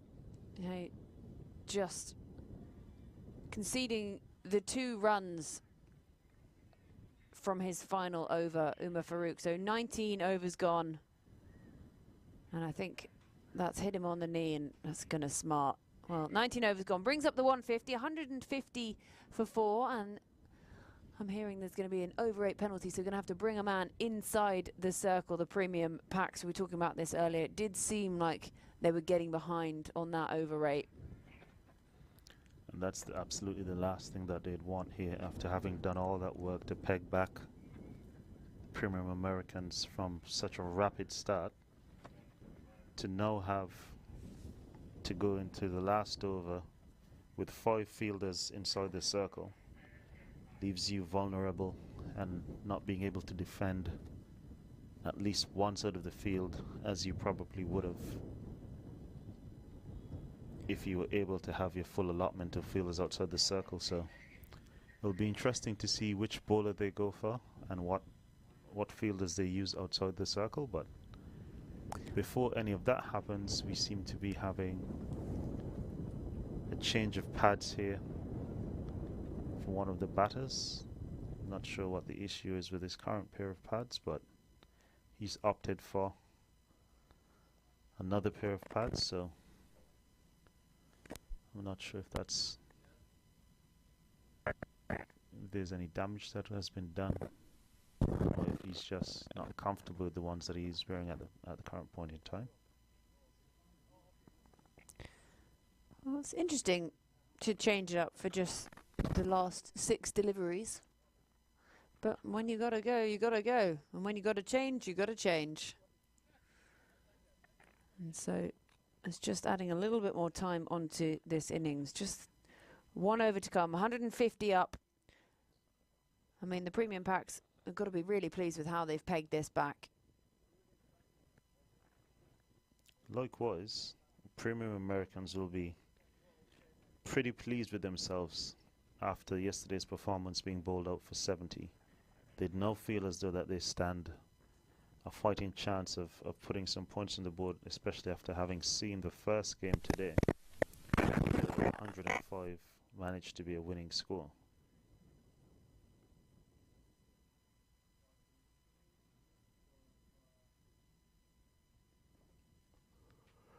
And just making sure they put that extra fielder in.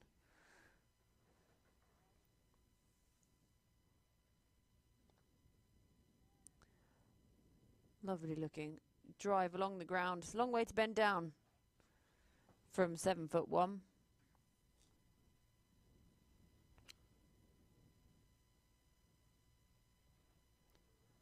Seems as though they're going to try and go full here and force the batters to hit the ball down the ground if they want to score any boundaries, based on the field set with long on and deep mid wicket,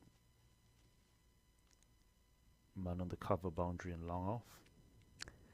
See, I'd like to see them try and do something a bit innovative. They've got the wickets in hand and they need to just take this on in the final over. You can't just sit back. And the fielder thought he was in with a chance there, clipped up into the leg side. You can't just sit back and sort of wait for it to come to you. You need to try and make things happen in this last over. Just push up those runs, get to the 160. There's only 4 deliveries remaining. It's not about protecting your wicket at this point. It's about getting as many runs as you possibly can in this last over. We saw 4 coming off the last ball that sort of pushed that total earlier up over the 100. And actually, we talk about that mental factor of getting to that point. Well, thus far we've had 3 balls in this over and it's been 3 singles. So premium Paks would be extremely delighted with the way that they're closing out this over.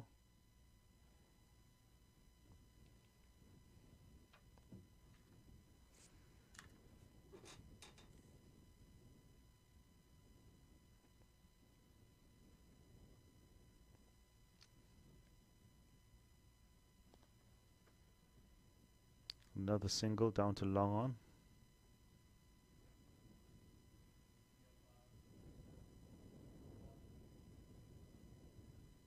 You just got to swing now. You just got to go throw everything at it.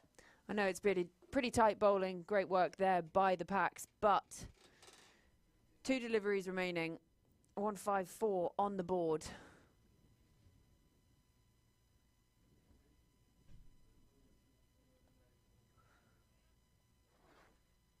Well, this is interesting. There hasn't been any intent to hit any boundaries at all in this over, so They're not listening to me.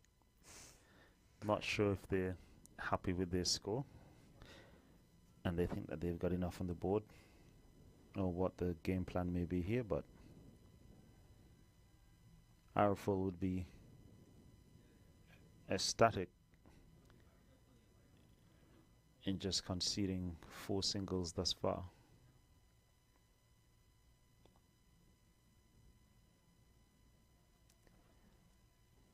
Well, they thought about coming back for the second, decide not to take on the arm, but very much could have done, because a bit of a lazy sort of slingy arm throw back into the bowler. Well, that's the end of the innings.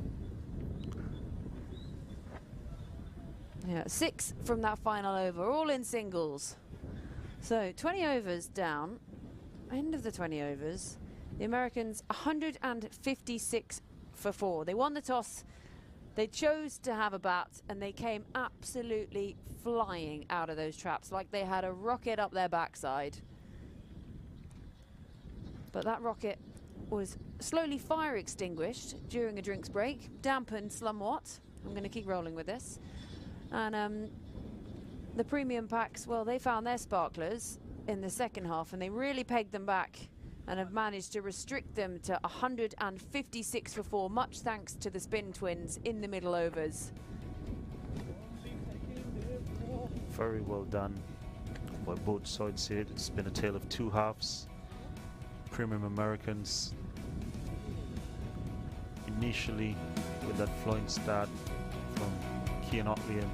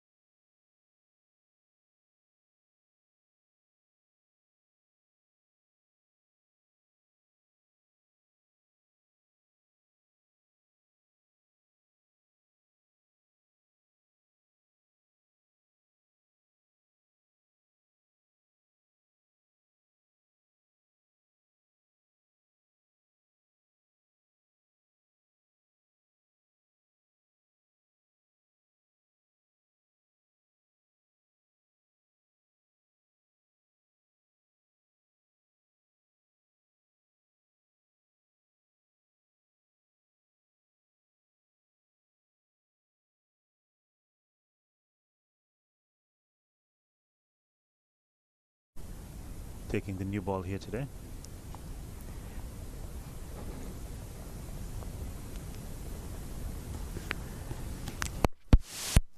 Yeah, interesting to see him opening up today. I mean, I was a bit confused yesterday when he suddenly appeared, came on in the middle, but he's a consummate professional, been around a while, been around all the leagues, everywhere. Obviously someone you know very well.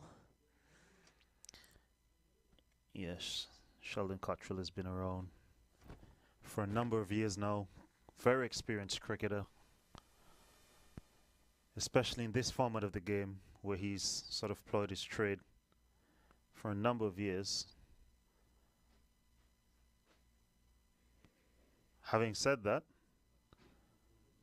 after marking his run and preparing himself to bowl, they've taken the ball away from him. He's taken his hat and his shades back from the umpire, and he's making his way, Yeah, he sort of wandering off to... hands in pockets, mooching off, and went, oh, all right then. He dangled the candy and then took it away again. It's like kids at Christmas, you know. If you don't behave, you're not having your present. It's a lot happening here before even a ball has been bowled, but it seems as though they've gone for a change of end. So a change of bowler and a change of end. Going to open up with a leg spinner. They're just checking that we're paying attention.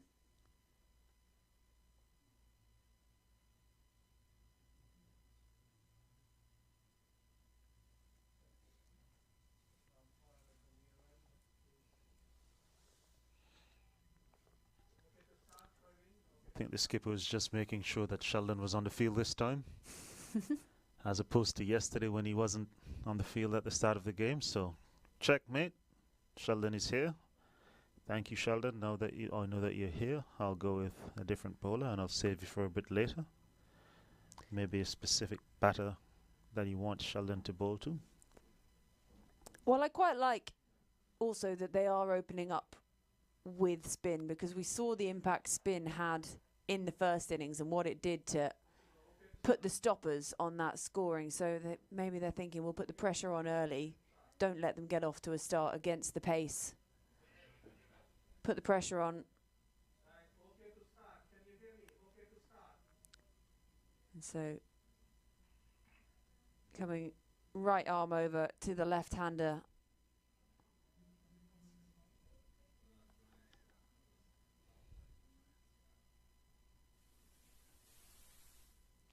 And it all starts with a dot. So that's the equation. They need 157 to win this game. The Premium Paks, their first game of APL Season 2. And that's a full toss to open their account.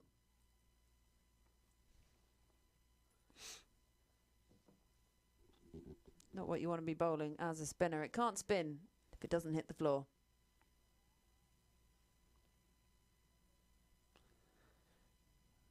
Unless it's spinning out of the park or the boundary off of the batter's bat. So, new batter Ryan Scott, now on strike. Premium Paks are going to have some intent. Maybe not exactly in the mold of what we saw from the Premium Americans, but they're going to need to get a move on and capitalize these early overs when the ball is at its hardest and most responsive to the batters trying to score boundaries.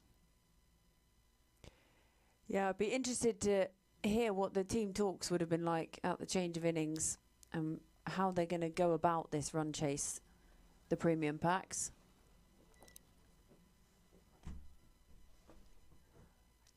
And that should be the first boundary of the over, of the chase. And it's a wide. Well, that's going to help the Premium Paks, definitely.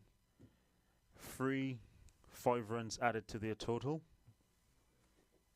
Score moves along to 7.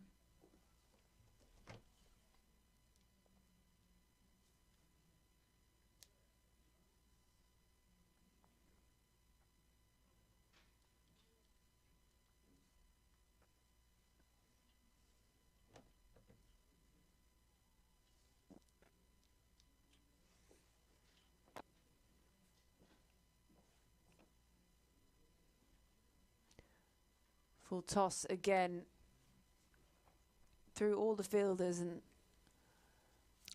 ball just completely comes to a standstill there. So bowler getting away with a full toss there. Batter wasn't able to capitalize fully on that.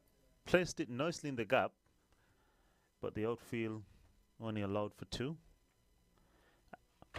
And so the bowler tries to help the batter out here again and gives him another 5 wides to make up for that missed opportunity of the full toss. Second 5 wides here in the over. Score races up to 14. Yeah, not the start the Americans would have been hoping for, but the Paks, this is just what they wanted at a big first over, and not a lot of it they've had to do themselves. Exactly what the premium Paks would have wanted. Their batters accounting for 4 runs of this 14. So 10 extras gifted to them thus far in the first over. Well, that closes out the first over with a dot. So 1 over gone. 14 on the board, so the equation need 143 from 114. Well, that would not have been the start they were hoping for, would it? Bring on the spinner to kick things off, and you've got full tosses, and you've got 2 lots of 5 wides, and he was lucky to get away with those full tosses. Well, Sheldon Cottrell is back. Marked his run to bowl the initial first over, but then there seemed to have been a change of heart and a change of plan. He just wanted to get everyone excited, you know. I will be on, I will be there, get yourselves ready. Hyped up for a bit of Sheldon Cottrell.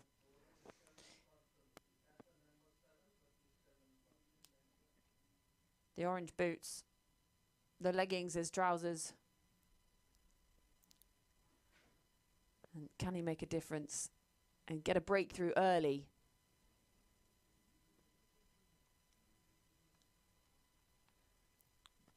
Well, there seems to be more extras here.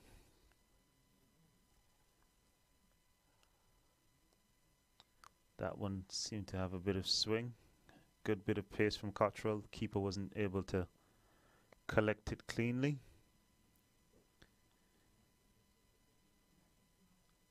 Signaled wide by the umpire, so 2 further extras to the total.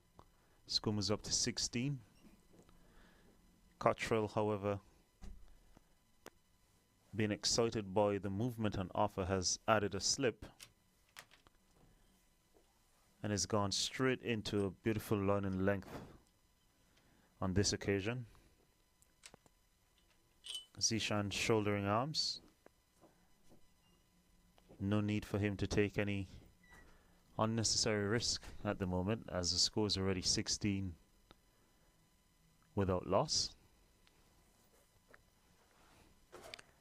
Yeah, extras doing all the heavy lifting at the moment. Premium Paks would be happy with that.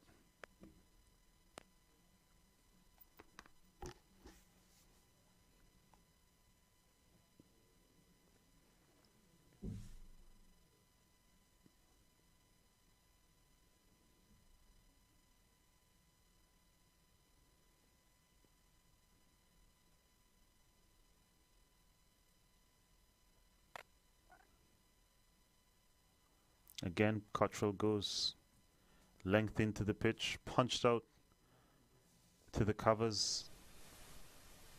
Bozishan with a fielder, and Gerard Erasmus runs around quickly, picks it up and whips it back into the keeper. No run. Nice one-handed pickup from the South African.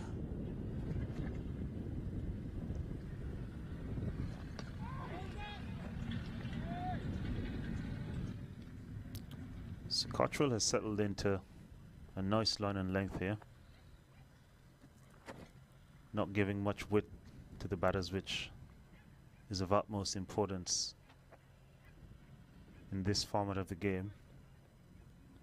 Even more so on this pitch in these conditions.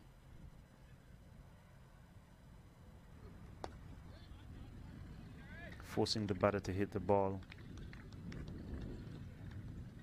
anywhere from a cover around to mid-off, and having a strong field set there.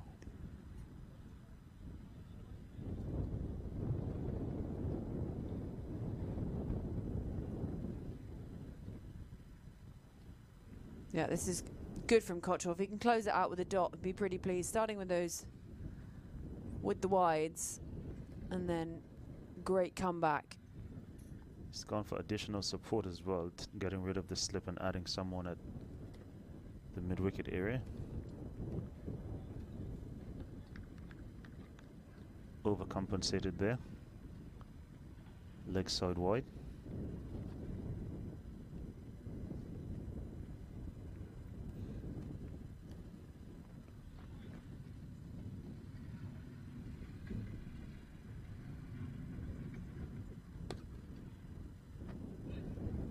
Yeah, it's a good stop. Good work at extra cover. Well, that closes out the second over. Just the 3 coming from it, 3 wides. So Premium Paks 17 for none after 2.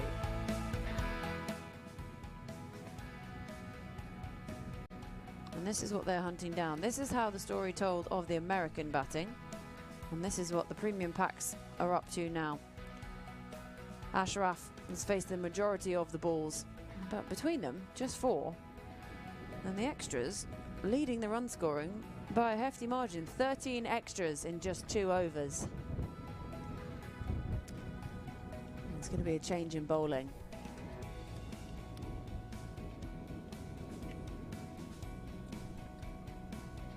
I think we all suspected that there would have been a change in bowling after the first over went for 14.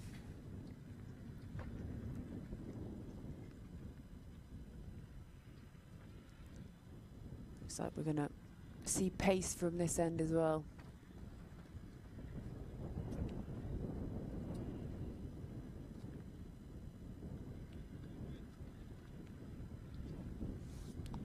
Yeah, Matiola Khan coming on to bowl.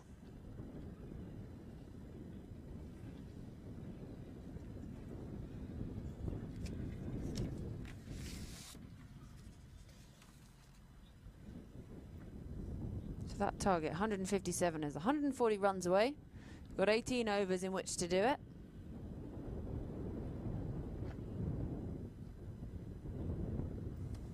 Ryan Scott facing up just for the second delivery he's faced.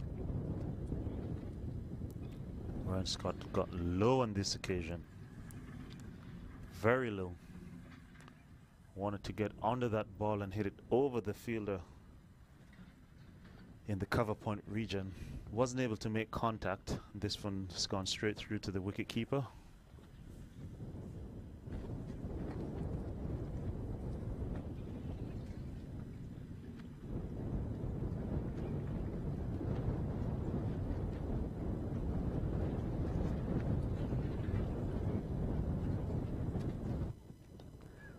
Well, that's gone very high. It's gone very far. It's gone for 6. This is what he's trying to do on the first ball. But this time he's made contact, and full contact as he would like. End result, 6 more to the total.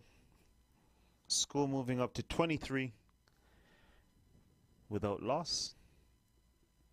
And the Premium Paks are off to exactly the start that they would need to give themselves a chance to be competitive in this match. That shot was admired not only by Ryan Scott but by the wicketkeeper.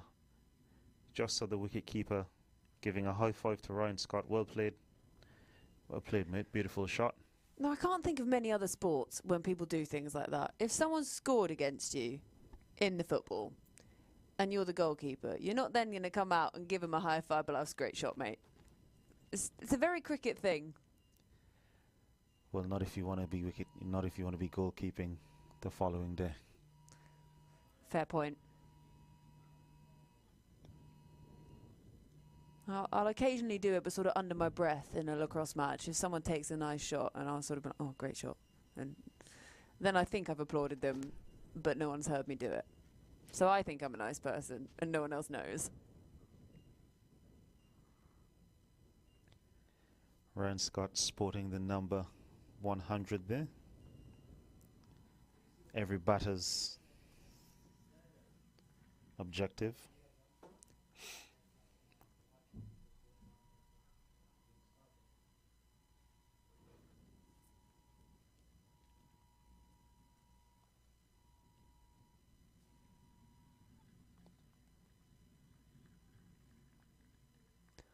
Just come through for the one.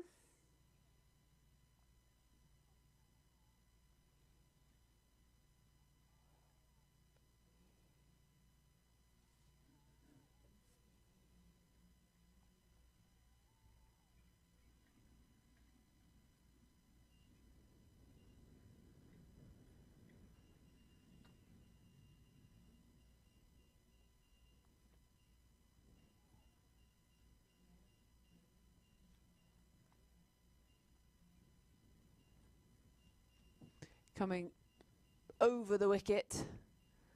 It's just straight batted and fielded at mid-on. Just the one run. I won't mind them dealing in singles. It's still a hefty enough target, 157.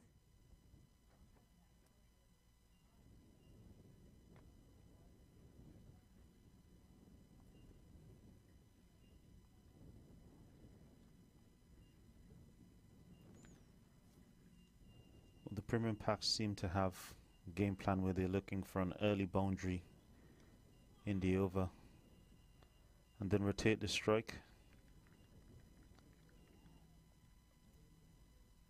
Well, end of 3 overs, and I think he can't believe he didn't bowl him there. Dot ball to end the over, 8 coming from it. End of 3, premium packs, 25 without loss. Just the one big 6 from Ryan Scott in that over. I'm also intrigued that he has his full name on his back. Ryan Scott. Lots of fuss.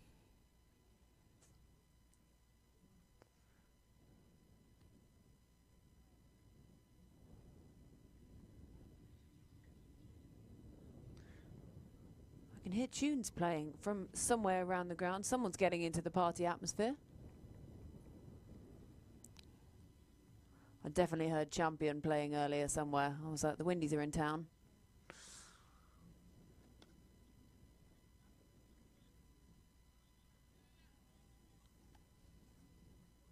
Oh, Sheldon Cottrell continuing his second over.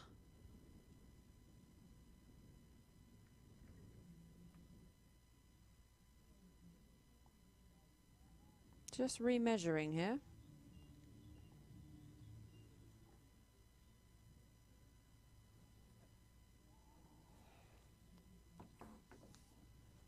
This is something you see quite often from Sheldon Cottrell. Making sure that he's got his run-up right. Making sure that he's not giving the batters any extra opportunities to score. We would have seen something similar in the first game, in the first innings. Apologies. On numerous occasions, premium packs bowlers would have overstepped.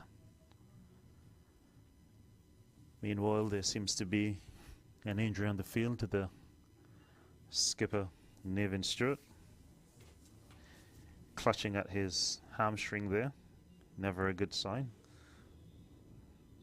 Not something that is a quick fix as well, hamstring injuries, so we're hoping it's just maybe a bit of muscle spasms or cramps and not an actual pulled hamstring here. Get some pickle juice in. That's what you do for cramp, isn't it? Pickle juice? I think I'd rather have the cramp than drink pickle juice.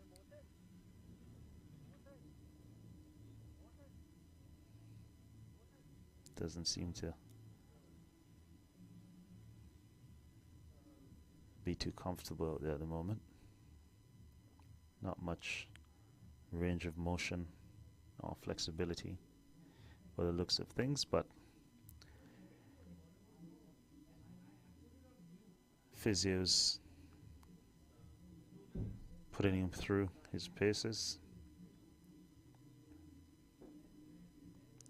Well, what a view that is. The drone's up, giving us the views of this beautiful part of the world that I've not had the joy of visiting before. And this is the story so far. Those Manhattans, I mean, it was explosive, that start from the Premium Americans. Tailed off somewhat after the drinks break, but still got themselves up to a pretty nice looking 156. You saw the Windies get yesterday as well, so carbon copy just not quite in the same way. The Premium Paks need a few big overs if they want to get any momentum and sort of get themselves in the ballpark of being able to chase this down. And he is being piggybacked off. Well, this is an interesting approach. It's a long way, carrying a man on your back. Don't think I've seen someone being piggyback lifted from since the days of me piggyback lifting my niece when she was a baby, so which was quite a long time ago. You know, he's made some good pace though. He's gone quickly carrying a man on his shoulders. Seems to be quite a strong guy. Doesn't need to go to the gym now.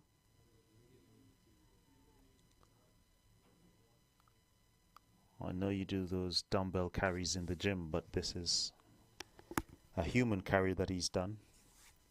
Over 100 meters and still going. You know what it reminds me of? Have you ever seen the World Wife Carrying Championships? I have not. Well, there is a World Wife Carrying Championships, and they pick the best. They basically just run and they carry their wives, and they sort of pick the best way they're going to carry them. So whether it's a fireman's lift or a piggyback, and they run. And I think that sounds like a fantastic tournament. I mean, I'd have to find a husband first, but yeah, World Wife Carrying Championships is the next big thing. My wife would say that's how we got married. I kidnapped her. You'd be perfect for it then. That's gone up very high. Has it got the distance? Yes, it has. And the slow arm raise indicates the 6. I mean, it hasn't taken any concentration lapse. The break for the injury. And Ryan Scott, that is a beautiful looking shot. Hold the pose, straight back over the bowler's head.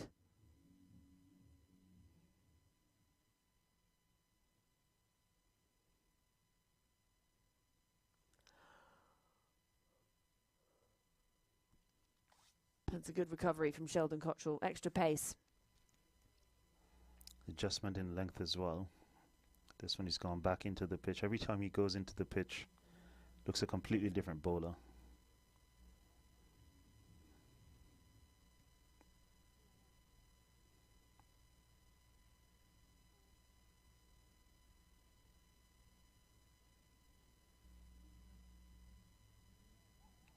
And I'm sure, whilst he's currently out of contention now, Sheldon Cottrell must be having in the back of his mind, with one eye on the T20 World Cup next year, jointly hosted in the Caribbean and the USA.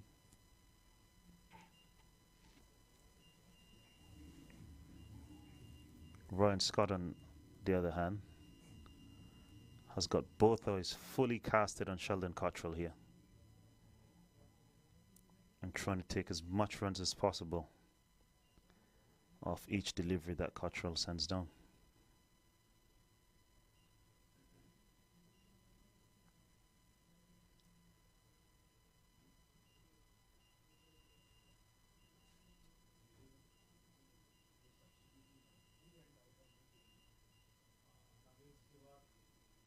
4 overs gone. 34 for none. Ryan Scott pushing along nicely. 16 from 11.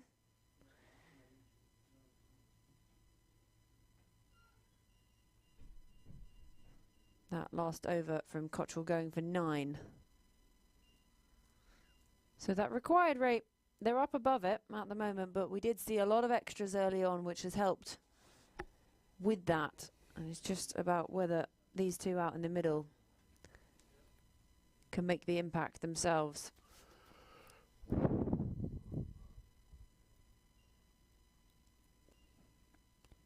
And Matula Khan is going to continue with his second over.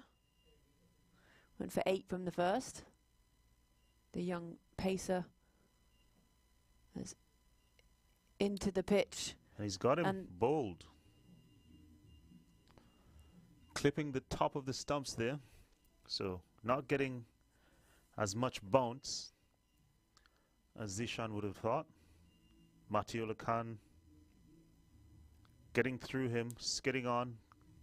Top of middle stump, and that's the first wicket for the Premium Americans. With the score at 34. New batsman Angelo Pereira making his way to the middle here. Well, he's had a good day so far with the ball, Angelo Pereira, so he's going to hope that he can continue that and make an impact for his team with the bat too. Well, if it's one person that should know how the pitch is playing and how to play on the pitch based on having bowled his 4 overs for 10 runs, it'd be him. So it's going to be interesting to see his approach.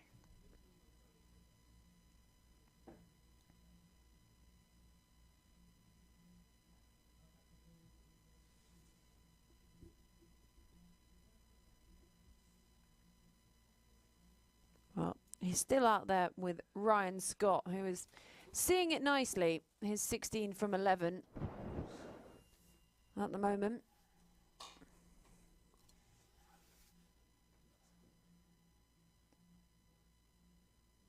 Pereira donning a red helmet. Dare to be different. Comes out and then a strike straight away, Pereira. So we're gonna see his approach.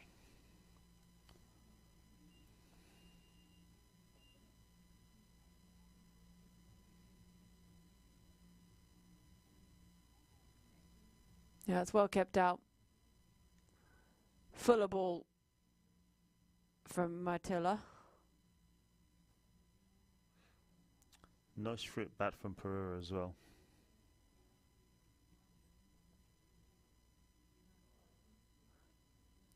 And actually, wouldn't mind just getting Ryan Scott back on strike because he's looked destructive so far. Just let him get into his stride. They don't seem too concerned about getting through their overs at much pace, the Americans at the moment. So they're not rushing these pack batters. This one goes high, but it also goes long. 6. Ryan Scott not messing about here today. Where Matiola Khan may have gotten through his opening partner, Ryan Scott on this occasion goes bang over deep mid-wicket for 6 more. Score racing along to 41, so Ryan Scott is taking it upon himself to play innings similar to that of Kean Otley in the first half of this game. Matiola Khan goes short into the pitch again, but slower this time, down the leg side, and it's a wide. Yeah, Ryan Scott is not hanging about. He's here to play. He means business, and he's looks like he's got the belief they can chase this down. He saw what Otley did at the top of the innings, and he's looking to mirror that.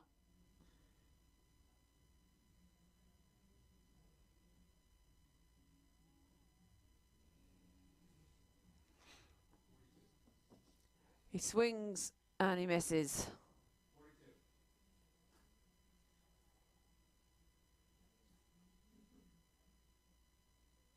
Well, a mixed bag of an over so far. We've had a bit of everything.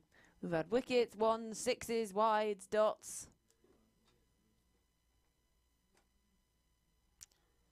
And still 2 balls to go.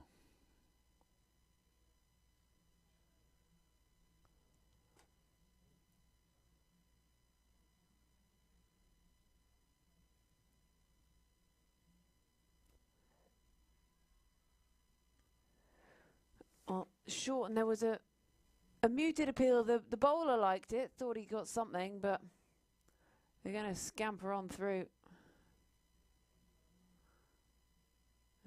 There's a double teapot from the bowler.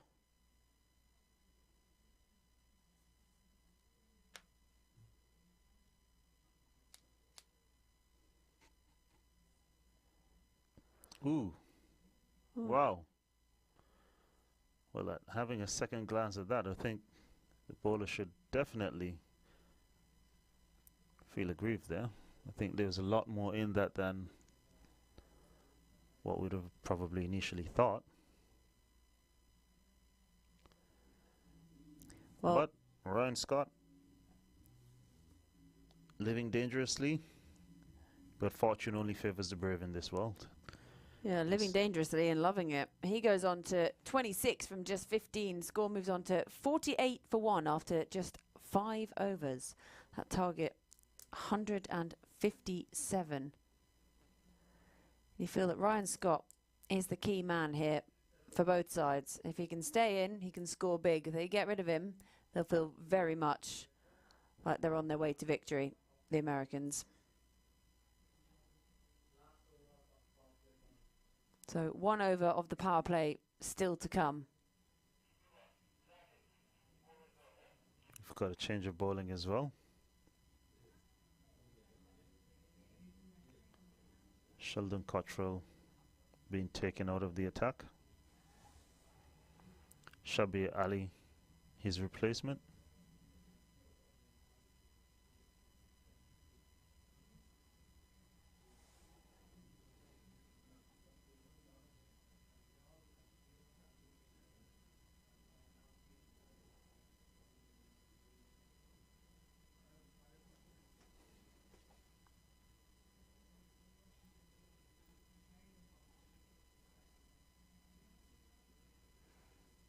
As you say in club cricket, dot ball's a hot ball. They'll take all the dot balls, build them up, get the pressure on. 109 needed from 89 balls. And Angelo Pereira, he knows at the moment, he just wants to get Ryan Scott back on strike. Scott seeing it nicely.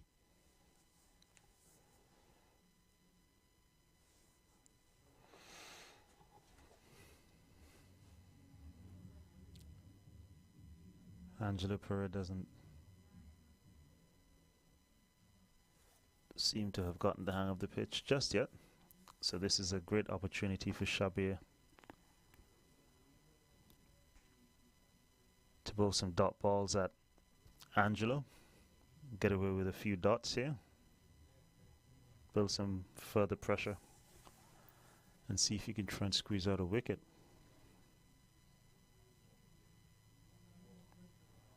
Change in feel.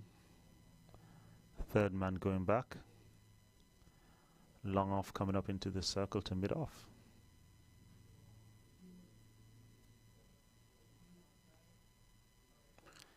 Which in turn led to a change in length from Shabir Ali, pulling the length back a bit more, not allowing Angelo to just swing through the line with both mid on and mid off up in the circle. Still managed to get a single, pushing it out to the man at cover on the circle, and the batters were able to cross before there was even any attempt or any thought of an attempt of a run out. The danger man Ryan Scott is now back in strike though.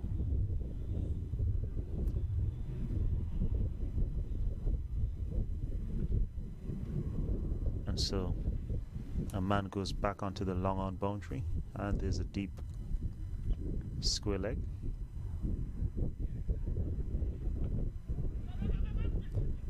Well, not where he was aiming to hit it. Looking to launch it over sort of mid-on, log-on.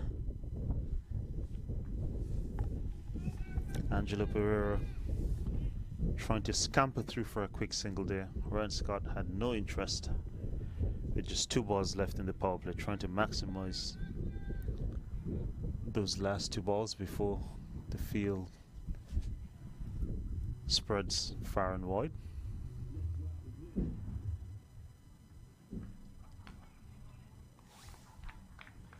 Oh. He's got something on that, but it will just be the one along the ground, fielded out at deep mid-wicket.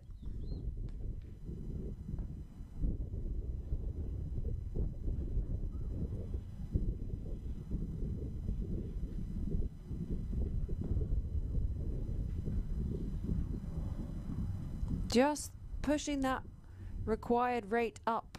107 needed of 85, and that's chipped up in the air. Fielder can't get there, watches it go over his head, and they come back for a second. For a minute, the fielder up at long on thought he was in with a chance.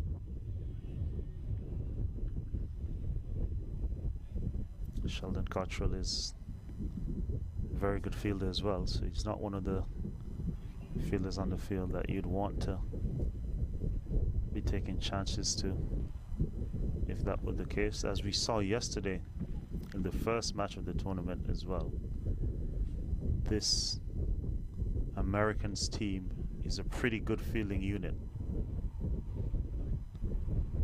Had several times where they had direct hits from varying parts of the field, so they'd be quite happy for people to try and take them on in the field, giving them opportunities to get wickets via the run-out route. Well, the umpire there signalling the end of the power play. So 6 overs gone, 52 for 1 the score on the board. And turning back to spin as Erasmus is given the ball.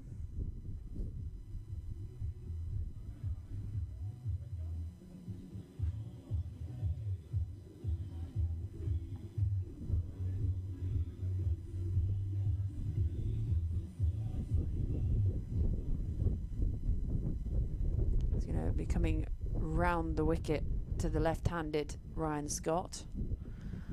27 from 17 for him so far.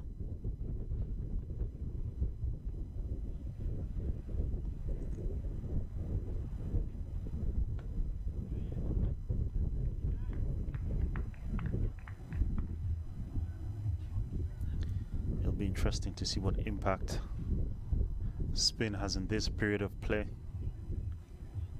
As we saw in the first innings, the man himself on screen, on strike, Angela Pereira, was a part of the spin twin duo that really cut short the potential of the score of the Premier Americans, bowling his 4 overs for 10 runs.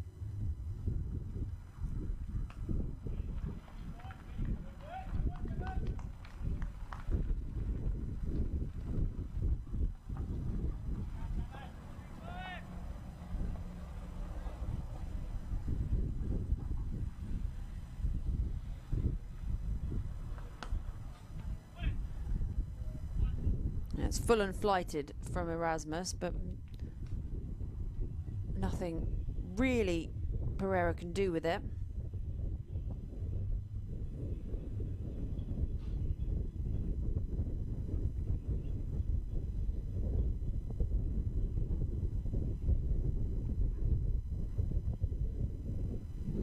Erasmus trying a few tricks here. If you look at where he's delivered the last 2 deliveries from, well behind the popping crease. He's actually even delivered them from behind the stump line, so he's bowling from varying points of the crease, not letting the batter get used to or get set to where he's normally delivering the ball from, giving them varying looks.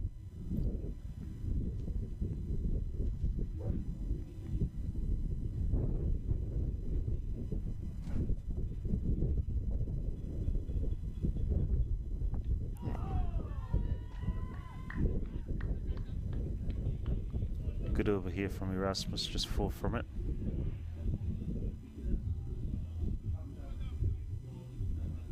.56 for 1 after 7 overs. Premium Americans are pulling things back nicely here.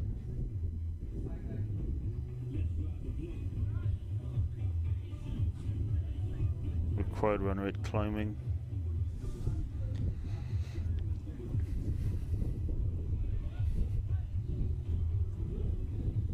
I think we're just checking on something here. Well, I think they're inquiring whether that was actually bowled or if the keeper dislodged the...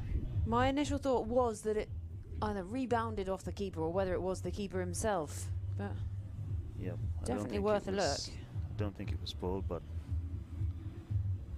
we've got the technology, so it's best that it's used.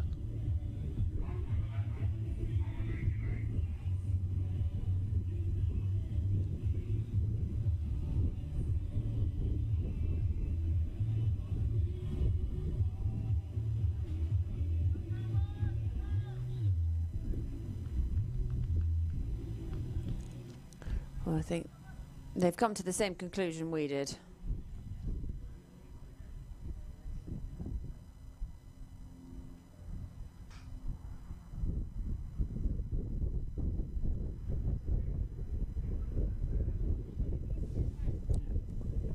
I think he's all right there behind the line. Just slightly behind.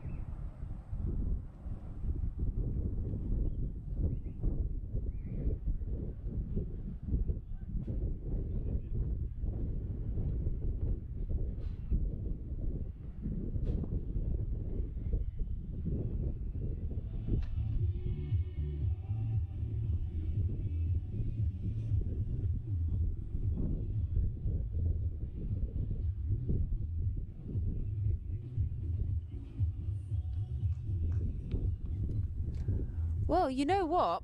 After all that, we're just having a look at that umpire's room. That's where all the decisions are made.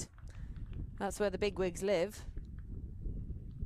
And actually, Ryan Scott, he's got to go. It appears the ball has broken the wicket, ricocheted onto it.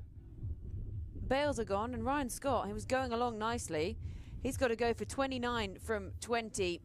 Well, that is quite the breakthrough for the Americans. He was looking dangerous. 56 for 2.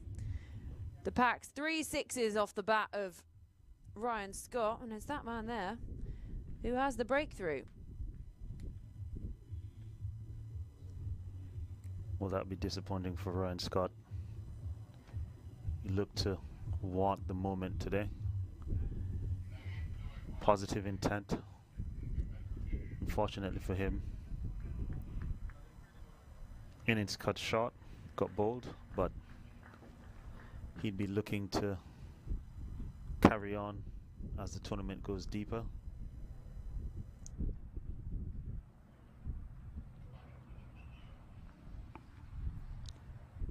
Well, looks like Erasmus was just having a roll on a spiky ball or a whatever those things are called. Just the cylinder ones. What do you call it? A foam roller. That's the one.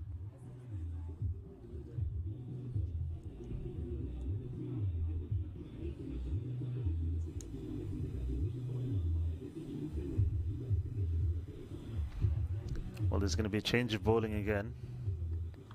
Imran Khan with his leg breaks, taking up the attack.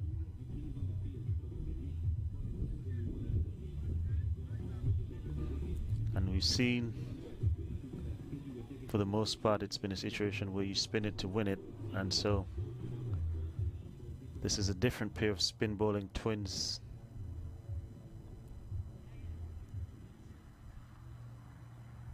Nonetheless, looking to have the same, if not a greater impact on the game as what they did in the first innings.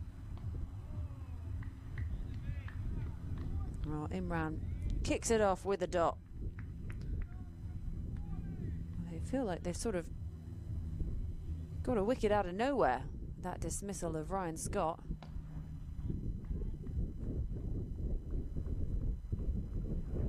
Definitely against the grain of play.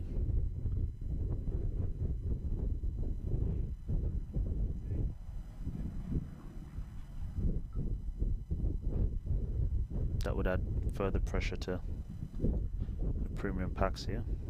Yeah, because you would have expected he would carry on being the aggressor in the partnership, and Angelo Pereira looking to just work it around, get Scott back on strike. We saw him hit those 3 big sixes.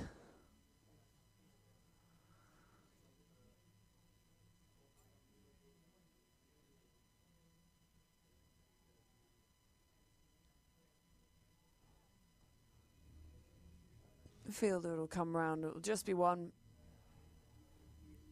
That kickstarts Ali Ume straight away off the mark.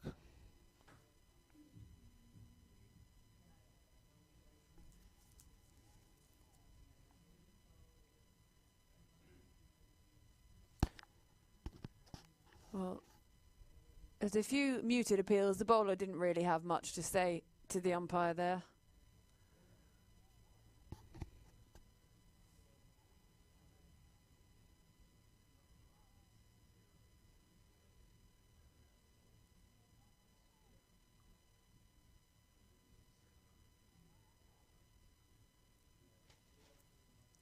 This one pushed to the man down at long on. Sheldon Cottrell coming in. Angela Pereira and Premium Paks both move on by 1. Well, 98 needed still from 73. So got to inject something into this innings.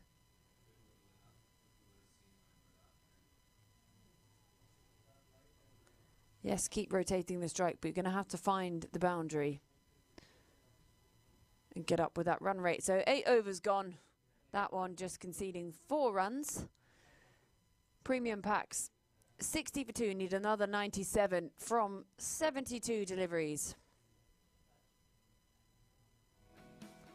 And that is how the Wiggly Worms look. Remember, the Americans got off to that ridiculous start, and that set up their innings nicely.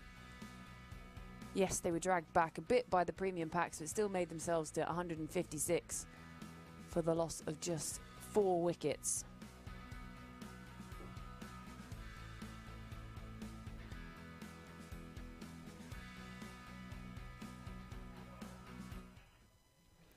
Well, it's going to be Gerard Erasmus to continue from this end, picking up a wicket in his first over, only conceding 4. Potential for a run out here, close call. Pereira makes it back just in time. His partner Ali Ume had no interest in that single, sent him back. Gerard Erasmus, quicker ball, beating the batter in Ume there for pace.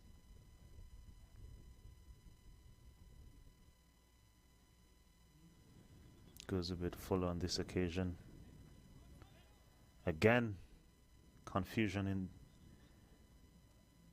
in the running between the wickets for this pair. Pereira trying to come back for a second. Ume had no interest. Sent him back again, and so that's something for us to keep our eye on with this pair, the running between the wickets.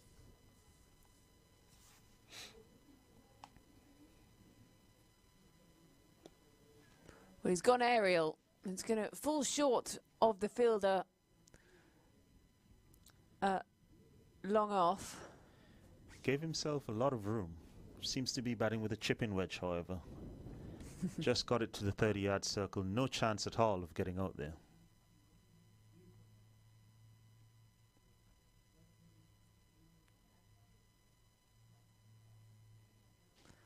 Don't think my work with the chipping wedge would be quite so good. I'm more of a crazy golfer. Or you just go full Happy Gilmore. Take a run at it.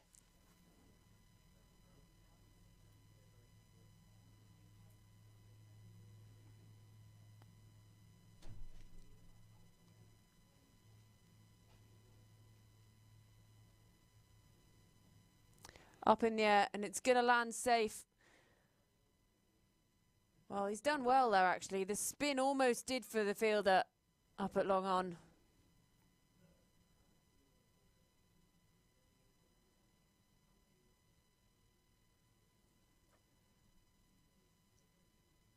But the exuberance of youth of Matila Khan, he managed to use his feet and get back. Sort of wrong-footed himself. He finds it funny, though, so it's all right.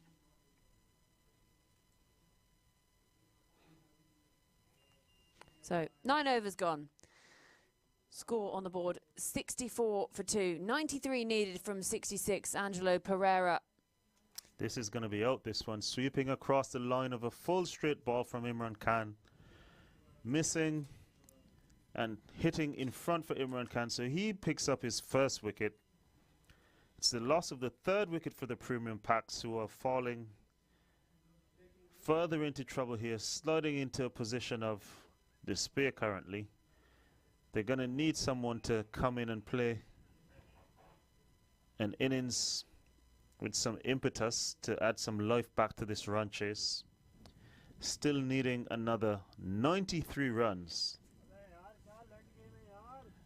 with only 10.5 overs left. And what we've seen on display at this ground is that it becomes more and more difficult to score the further into the innings it gets. So they're going to need someone to try and put a foot down now and give them a quick 20-30 in the next few overs. However, at the fall of this wicket, we're going to take a quick drinks break and return shortly.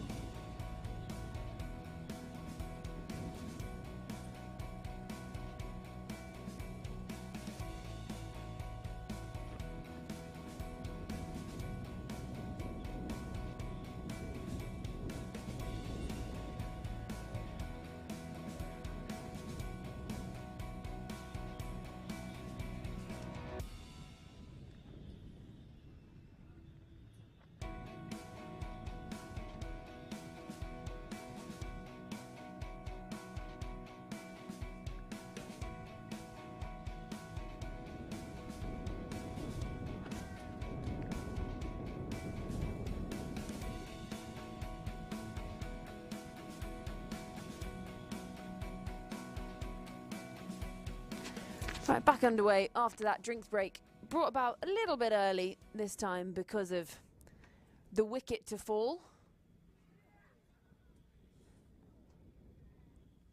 And talking of wickets to fall, there goes another. Well, Imran Khan, he's got his second in 3 balls.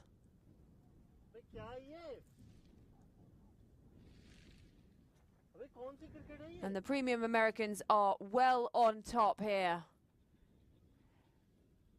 Looks to swing.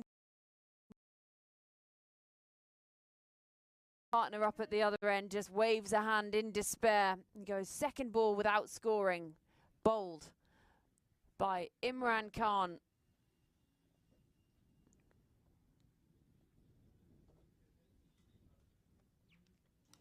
Well, spin it to win it has been the way, and it's definitely continuing to prove that way this afternoon. Imran Khan introduced into the attack after the power play was finished and having an immediate impact on proceedings here. 2 for 4 after 1.3 overs.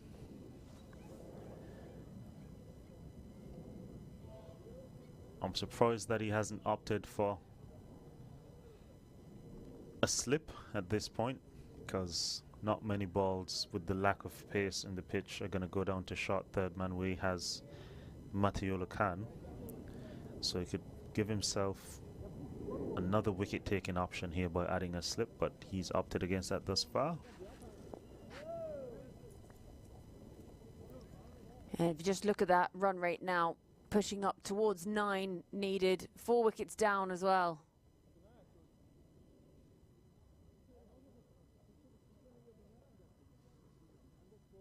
And 2 batters that need to get going. Bless you.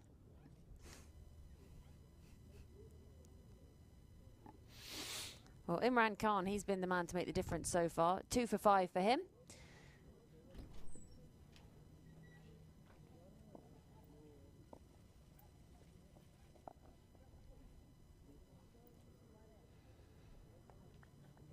Another single for the premium Paks.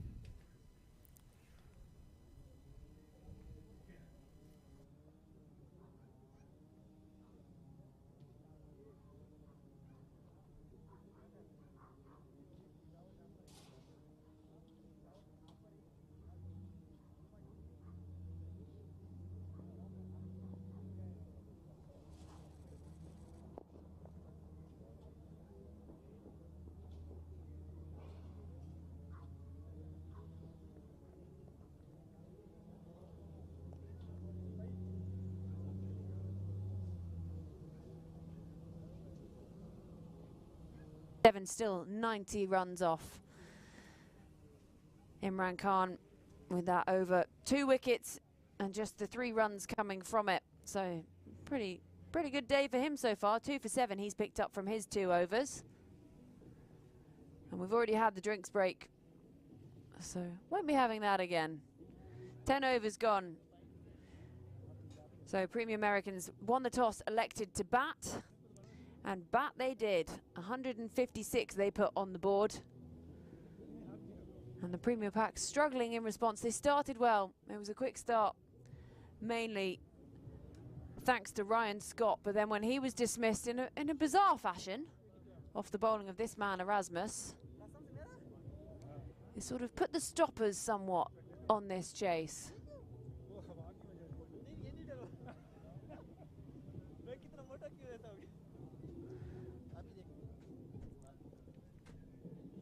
And it's making that target of 157 seem a hell of a lot further away than it did when he was hitting 6s.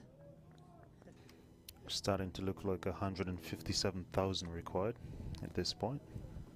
And just the 6 wickets in hand. Gerard Erasmus, I must say, has been very good in his spell today. He's mixed up his pace, his delivery points, his lengths, his lines, giving the batters a lot to think about.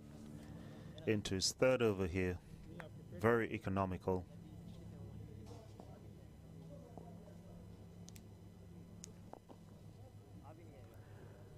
Well, it'll be another single to the total, but they're not going to get there in singles.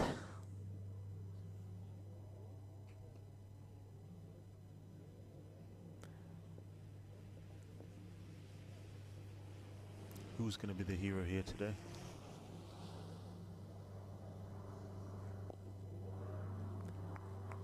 Nicely flicked away. Two fielders almost take each other out. I think it's important that the premium packs figure out which bowler that they're going to target and really try and have a go at that particular bowler. They can't let it get too late and give themselves too much to do in the back end.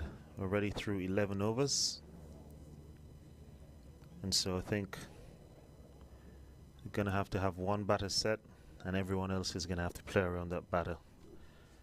If you can have two people give you nice little cameos of 20 off 10 each, and the set batter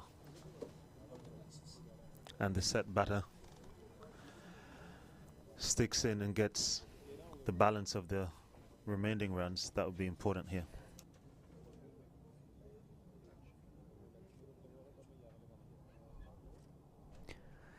So 11 overs down, 69 on the board. Imran Khan continuing here,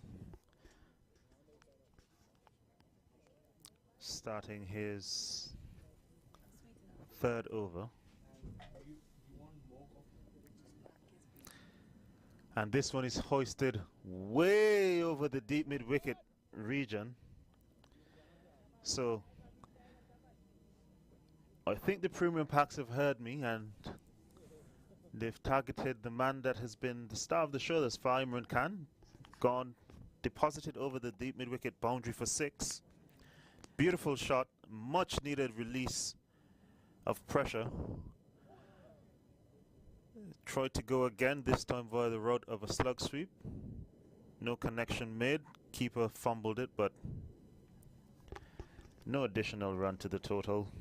So Imran Khan has made his adjustment after being struck for 6. And this time, loud appeal, Imran Khan. He's been the man that has created havoc today for the premium Americans.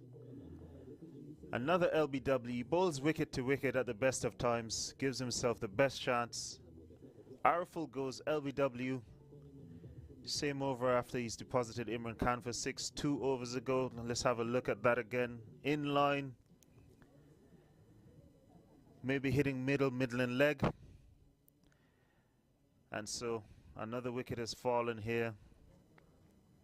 And what we've seen is that not only spinners have had a huge impact on the tournament, but leg spinners in particular have been reaping massive rewards. Hayden Walsh Jr. has gotten a 5-wicket and a 3-wicket haul. Imran Khan, his first game into the tournament against someone that was drafted in by the Americans today after their loss yesterday, has had a significant impact. He also has 3 wickets here, and the premium Americans are putting the clamp, the squeeze on the premium packs here. Well, I don't know what to add to that. You summed it up nicely. 3 wickets for Imran Khan, like you say, brought in today. And I think they're going to struggle to get rid of him for another game. You wouldn't want to. Keep him in. 82 needed off 50. It's looking like a difficult uphill task. 5 wickets down. And Imran Khan has another over still after this one. And he's causing havoc for not only his team, for not only the opposition, but for his teammates as well. Straight through the batter, straight through the wicket keeper. Gone away for a bye. And it seems as though Imran Khan is going to be on the high priority list of lots of Houston officials for causing massive disturbance within the area within the past 20 to 30 minutes.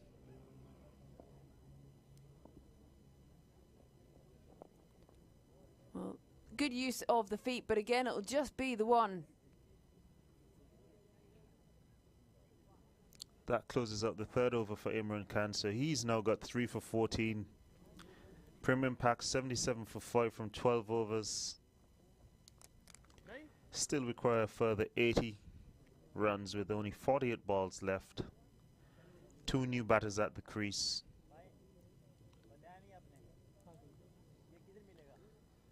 Gerard Erasmus, Imran Khan's spin twin, who has been providing him great support from the other end. 1 for 10 from 3. Even more economical than Imran Khan. And it's been a 6 over period that we've seen 24 runs and 4 wickets between these two. Yeah, we spin twins is the story of the day again in this game. So that equation, 80 off 48, looking a little bit out of reach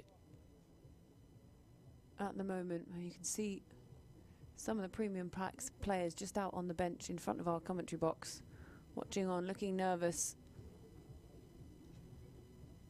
Hoodies on. It's cooled down a little bit out there. Starting to get very chilly out there again. The sun has disappeared.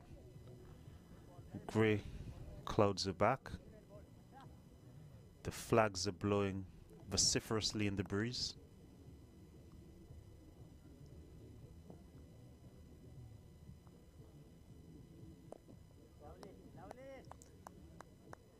Gerard Erasmus seems to be having a bit of fun out there. He's having a great day, isn't he? He's everywhere. Diving after everything, mixing things up.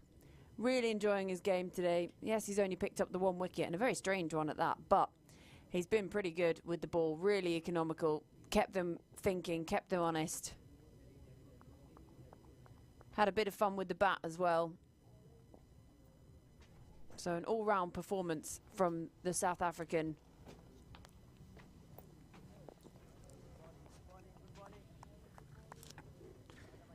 Well, I'm not sure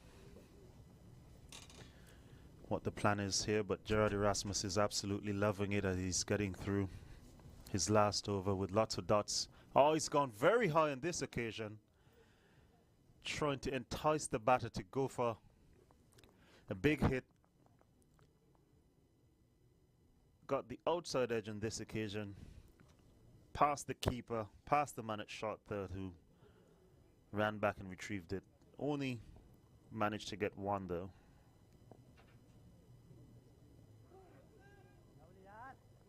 Finishes out his spell.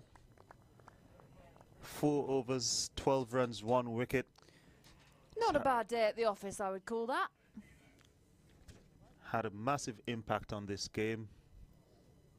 First in partnership with Kean Otley, getting the Premium Americans off to a rollicking start, laying the foundation for what in the end has supposed to be tied joint highest score of the tournament. And then with the ball putting a clamp on the Premium Paks. 4 overs, 12 runs, economy of 3 runs per over. Yeah, well, he's done for the day, but there's still another over of Imran Khan to come today, and he's been so impressive. His 3 wickets for 14 from his 3 overs. Make that 4 for 14. Bowled him. Bales flying everywhere. That's the end of Nakash. Imran Khan is bowling and laughing. That is the sign of a happy cricketer.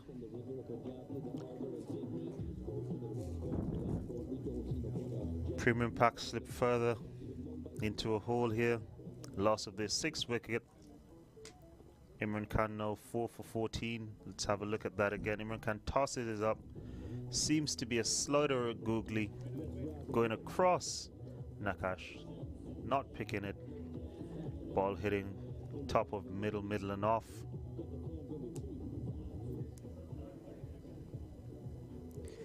Well, they'll be thinking they could try and wrap this up, bowl them all out, do wonders for their own net run rate. Well, what a way to bounce back after a tough start to the tournament yesterday. All out for 70. They've batted well. They've now come and bowled well, and they've fielded brilliantly all tournament. That hasn't been a problem for them. And the introduction of those two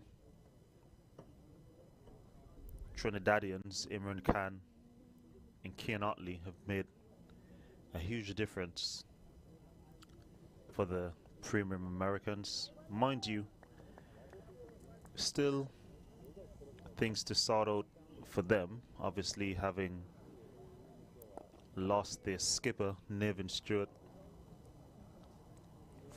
It was piggybacked off. In this fielding effort, piggybacked off the field, so not without cause for concern for them, but their performance has been of the highest level thus far, outside of their skipper picking up an injury.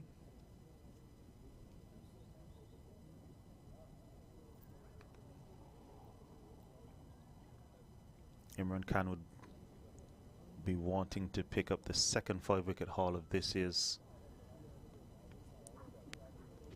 American Premier League.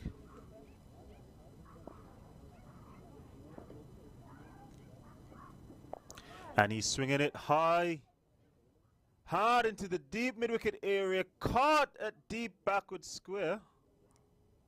No, I think he's put it down. He's put it down. It's in and out. Imran Khan is not too happy with that.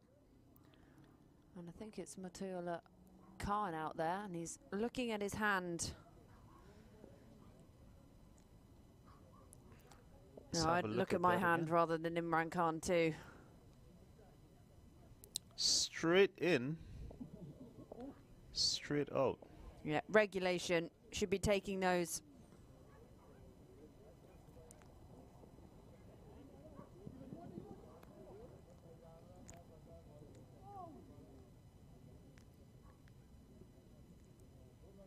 Yeah, that should have been the second fifer of the tournament, and the second fifer for a spinner. Both leg spinners at that.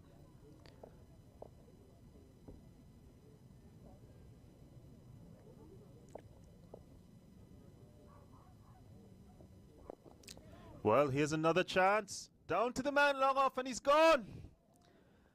This time Imran Khan gets his man, gets his 5-wicket haul. Last ball of his spell. Not too sure of the thinking there. He's already done so much damage. He could have taken on the other bowlers, but not meant to be. Yeah, Navanpreet Singh out there at long on made it look easy. Regulation catch for him. Fingers up. Oh, what a day for Imran Khan. Easy as you like. Knew exactly where the rope was behind him. That's how you do it. Well bowled by Imran Khan.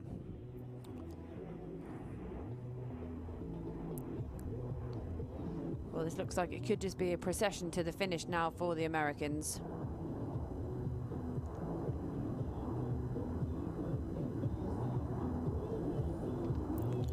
New batsman, Amila Ponzo. A lot of work left to be done.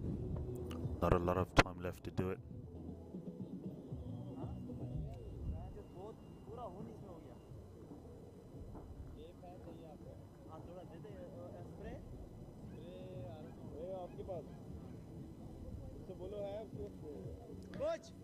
Well, if you remember, it seems a long time ago now, but when Abhaider Singh bowled the first over, it went for a lot of runs, and he came off very quickly. 14 to be exact, but here he is now again. Shot pulled away into the leg side. The man at deep backward square gets around and does a lot of work, restricts it to one, fires in a throw. Keeper tidies it up.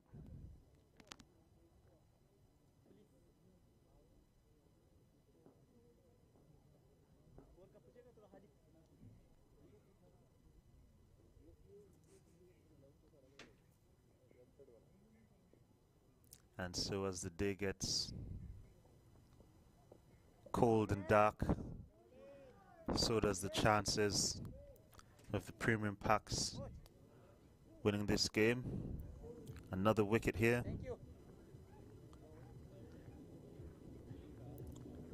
Amila Ponzo gone bold. First ball.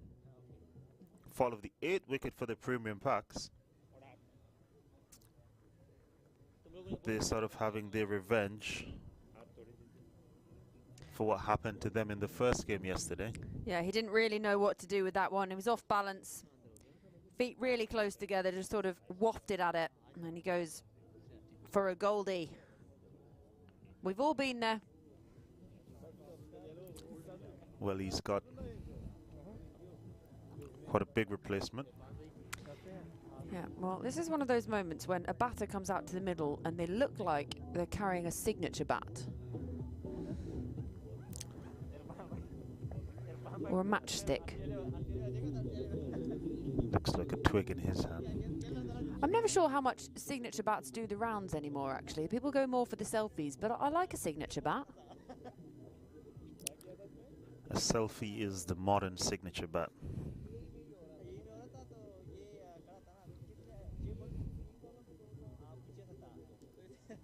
It's just not as exciting. It's not as special.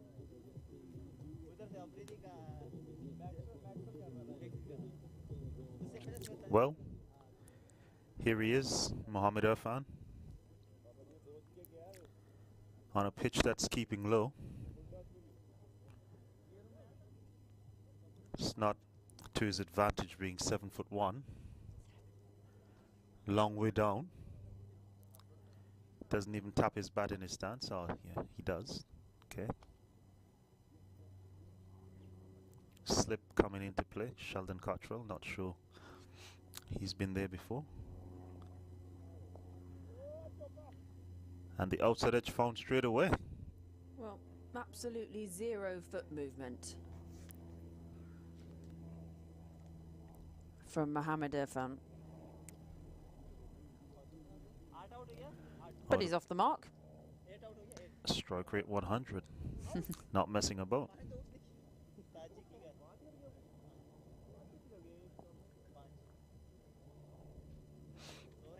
Well, that equation, 72 from 33, and they've only got 2 wickets in hand.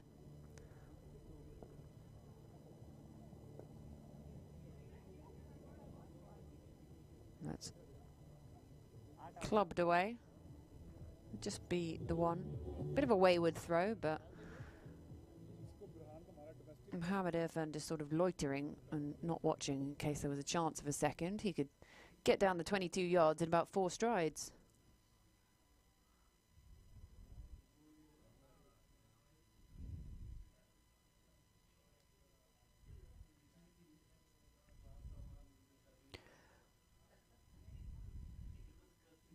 Well, they're not going to get anywhere by leaving them.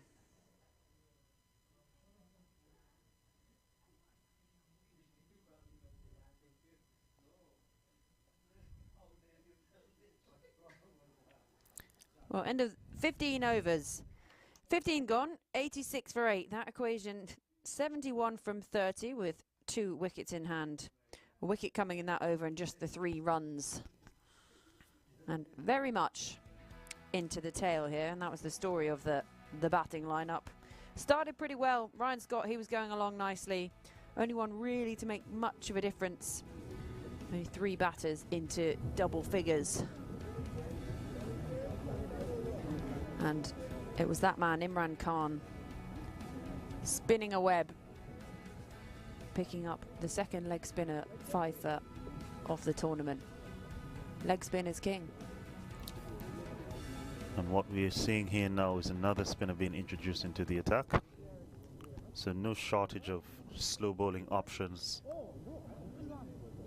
for the premium Americans. Here comes Gurbash for his first ball of the day.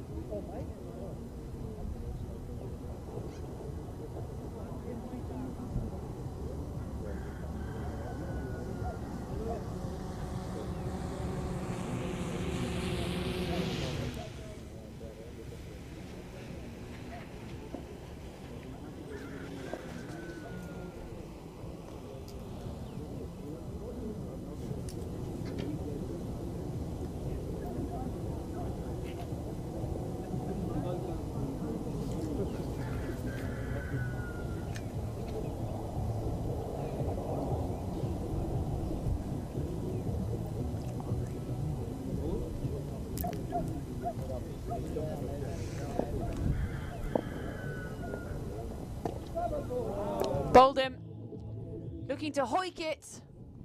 And that's the 9th wicket to go down. It is a procession to victory here for the Americans.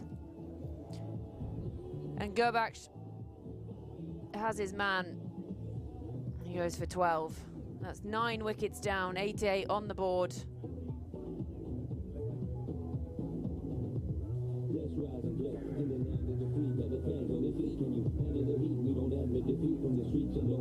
He gives a nice hug to the wicketkeeper on his way past as well. So out to the middle, that brings Umar Farouk.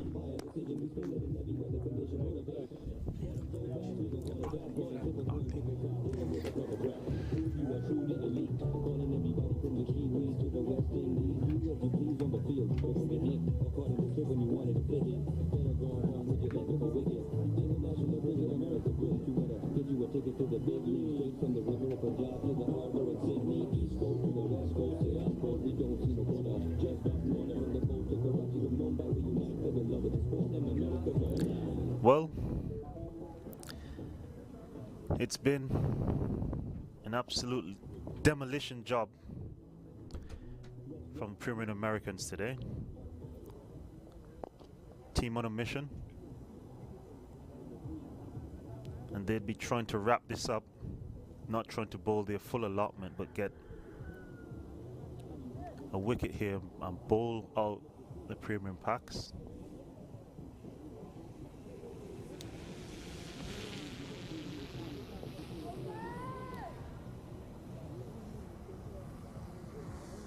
Well, they thought they had it there, but Umar Farouk has just managed, Mohammed Irfan even has just managed to keep that long stride behind the line.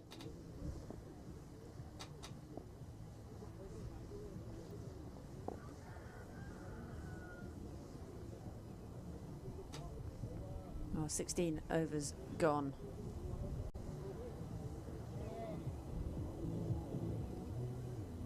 Well, if he had shorter toes, he probably wouldn't have been in.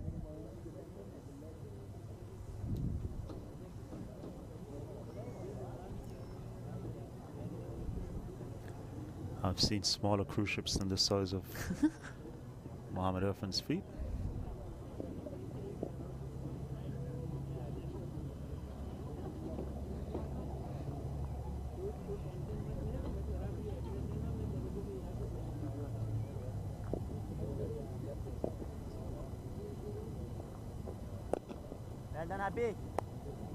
Well, they're just going through the motions here, these Premium Pak batters.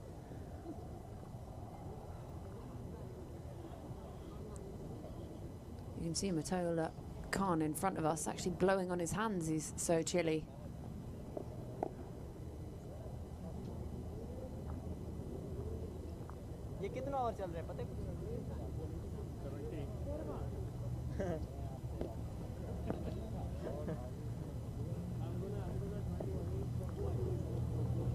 Well, they can't believe that hasn't hit the stumps.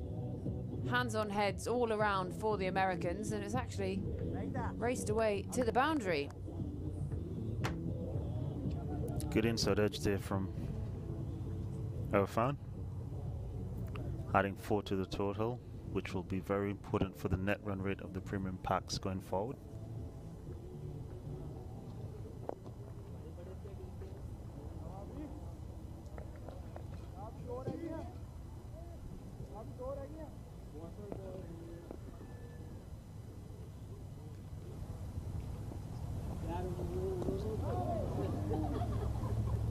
You can't believe that's not played on either. Just as if there's a little force field around the stumps of Mohammed Irfan at the moment. Just can't quite penetrate that.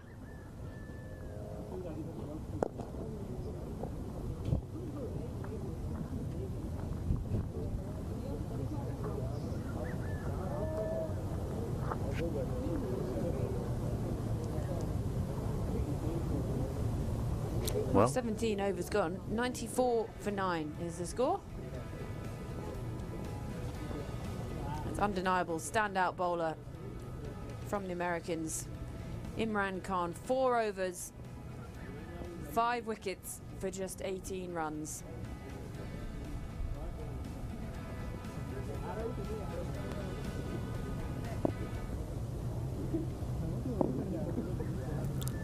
Well, Gerbash is going to try and end it here.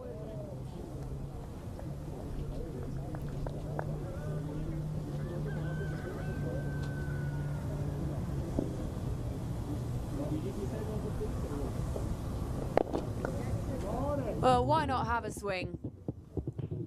And that's gone big.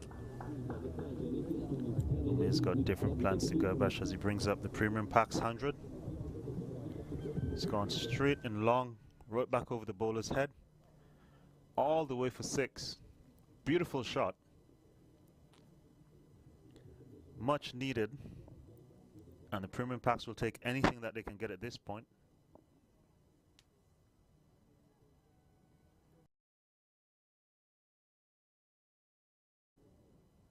Yeah, nice noise off the bat, but it does pick out the fielder at extra cover.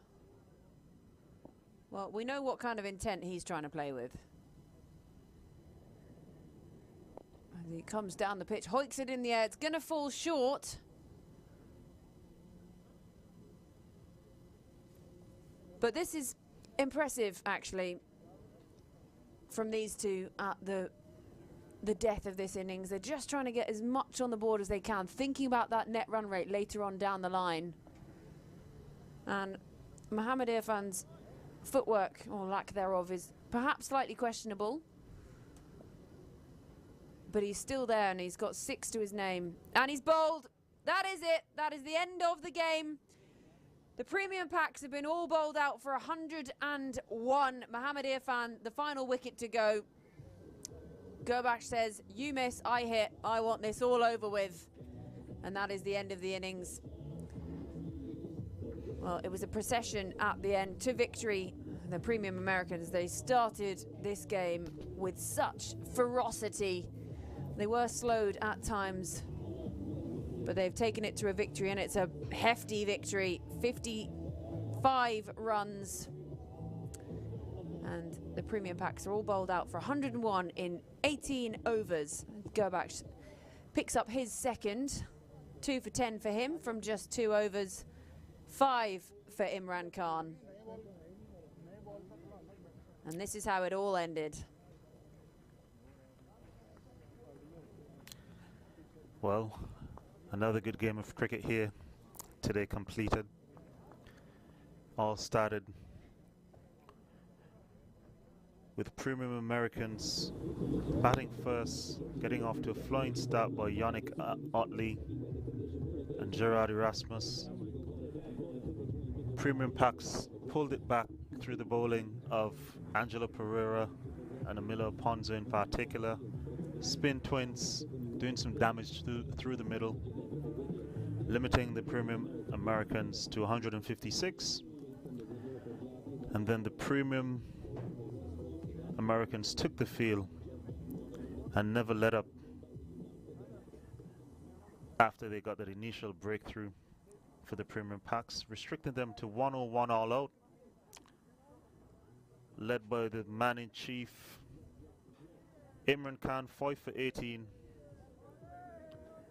Good comeback win for the premium Americans after defeat yesterday. Premium Paks first game of the tournament, suffering a defeat, but with lots of time left in the tournament, I'm sure that they'll go back to the drawing board, assess where they went wrong, and come back fresh for tomorrow.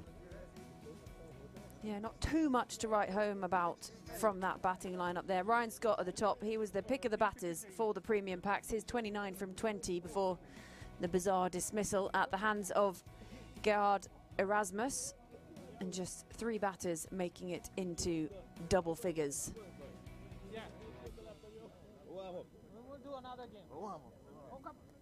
Just their first game of the tournament. They stuck at it at the end. The premium Paks. And you never know how vital those last few runs from that partnership at the end could well be.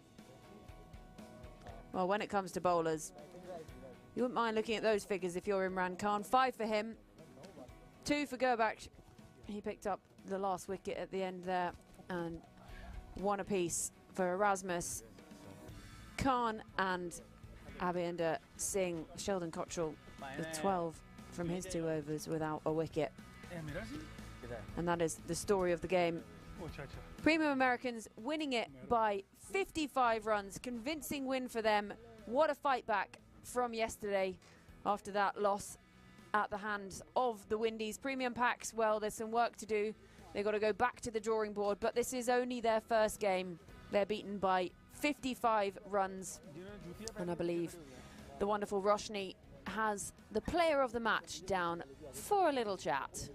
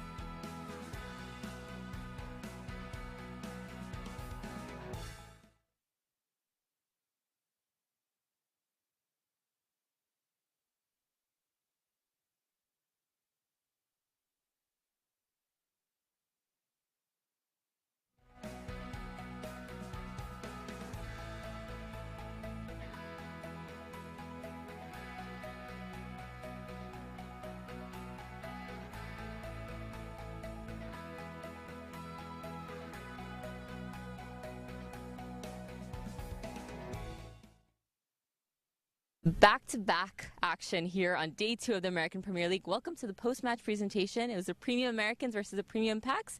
The Premium Americans got in their first win by 55 runs, and joined with me the man of the match, K. Otley, for 51 off of 29, 7 fours and 2 sixes. I mean, the way you were performing out there, and especially that power play, 89 off of it. Walk me through the partnership you had with Erasmus. I think when he came out there, we just tried to be positive. Considering the conditions, we know it was a bit harder to bat the spin, so we were just trying to be as much as positive as we can in the power play. And speaking of the conditions, I mean, the way you guys were batting out there and the way you were scoring runs, I mean, we were looking at a pretty hefty total. I know once both of you guys got out, you know, the team wasn't able to, you know, score as many runs, but is it because of the way the wicket was playing? I would say the wicket is a bit up and down, but I think, well, we got 157. I think that was a good score on the wicket eventually. And from yesterday's loss, you know, what was the discussion? I mean, we saw, I know you had some additions as well, but the performance, you know, coming in today and especially registering in that win. Yeah, I mean, bouncing back from the loss yesterday, it's always good. I think today we were a bit more on time. We communicated better as a team, and I think that worked well for us. And tell me just one word, you know, on Imran Khan. I mean, the way he bowled, you got a 5-for as well, and it made it really difficult for the Premium Paks to really gain any kind of momentum. Yeah, I think he's a superb bowler. He's been doing it all his years. I think he bowled extremely well and worked out really well for us, and I'm very thankful for the win.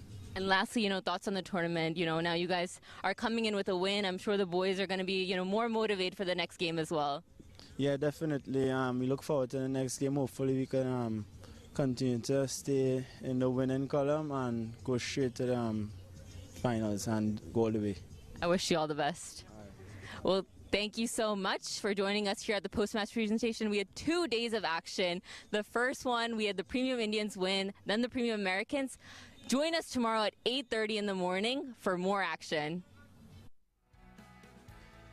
Well, he was phenomenal today with the bat. A well-deserved player of the match. That 51 set up the Premium Americans for a hefty total. Well, the great news is we have another double-header for you tomorrow. So tomorrow, December 21st, up first in the morning The premium Indians will take on the premium Afghans, who we have yet to see in this tournament. The Indians winning convincingly this morning against defending champions Windies. So that'll be an exciting one. Obviously, Kieran won't be in here with me tomorrow morning. He'll be out there on the field. And then in the afternoon, we're going to see the Aussies for the first time taking on the Windies. So tomorrow morning, Indians versus Afghans. You do not want to miss this. Have a great evening, everyone, wherever you are listening and watching around the world, and we will see you tomorrow.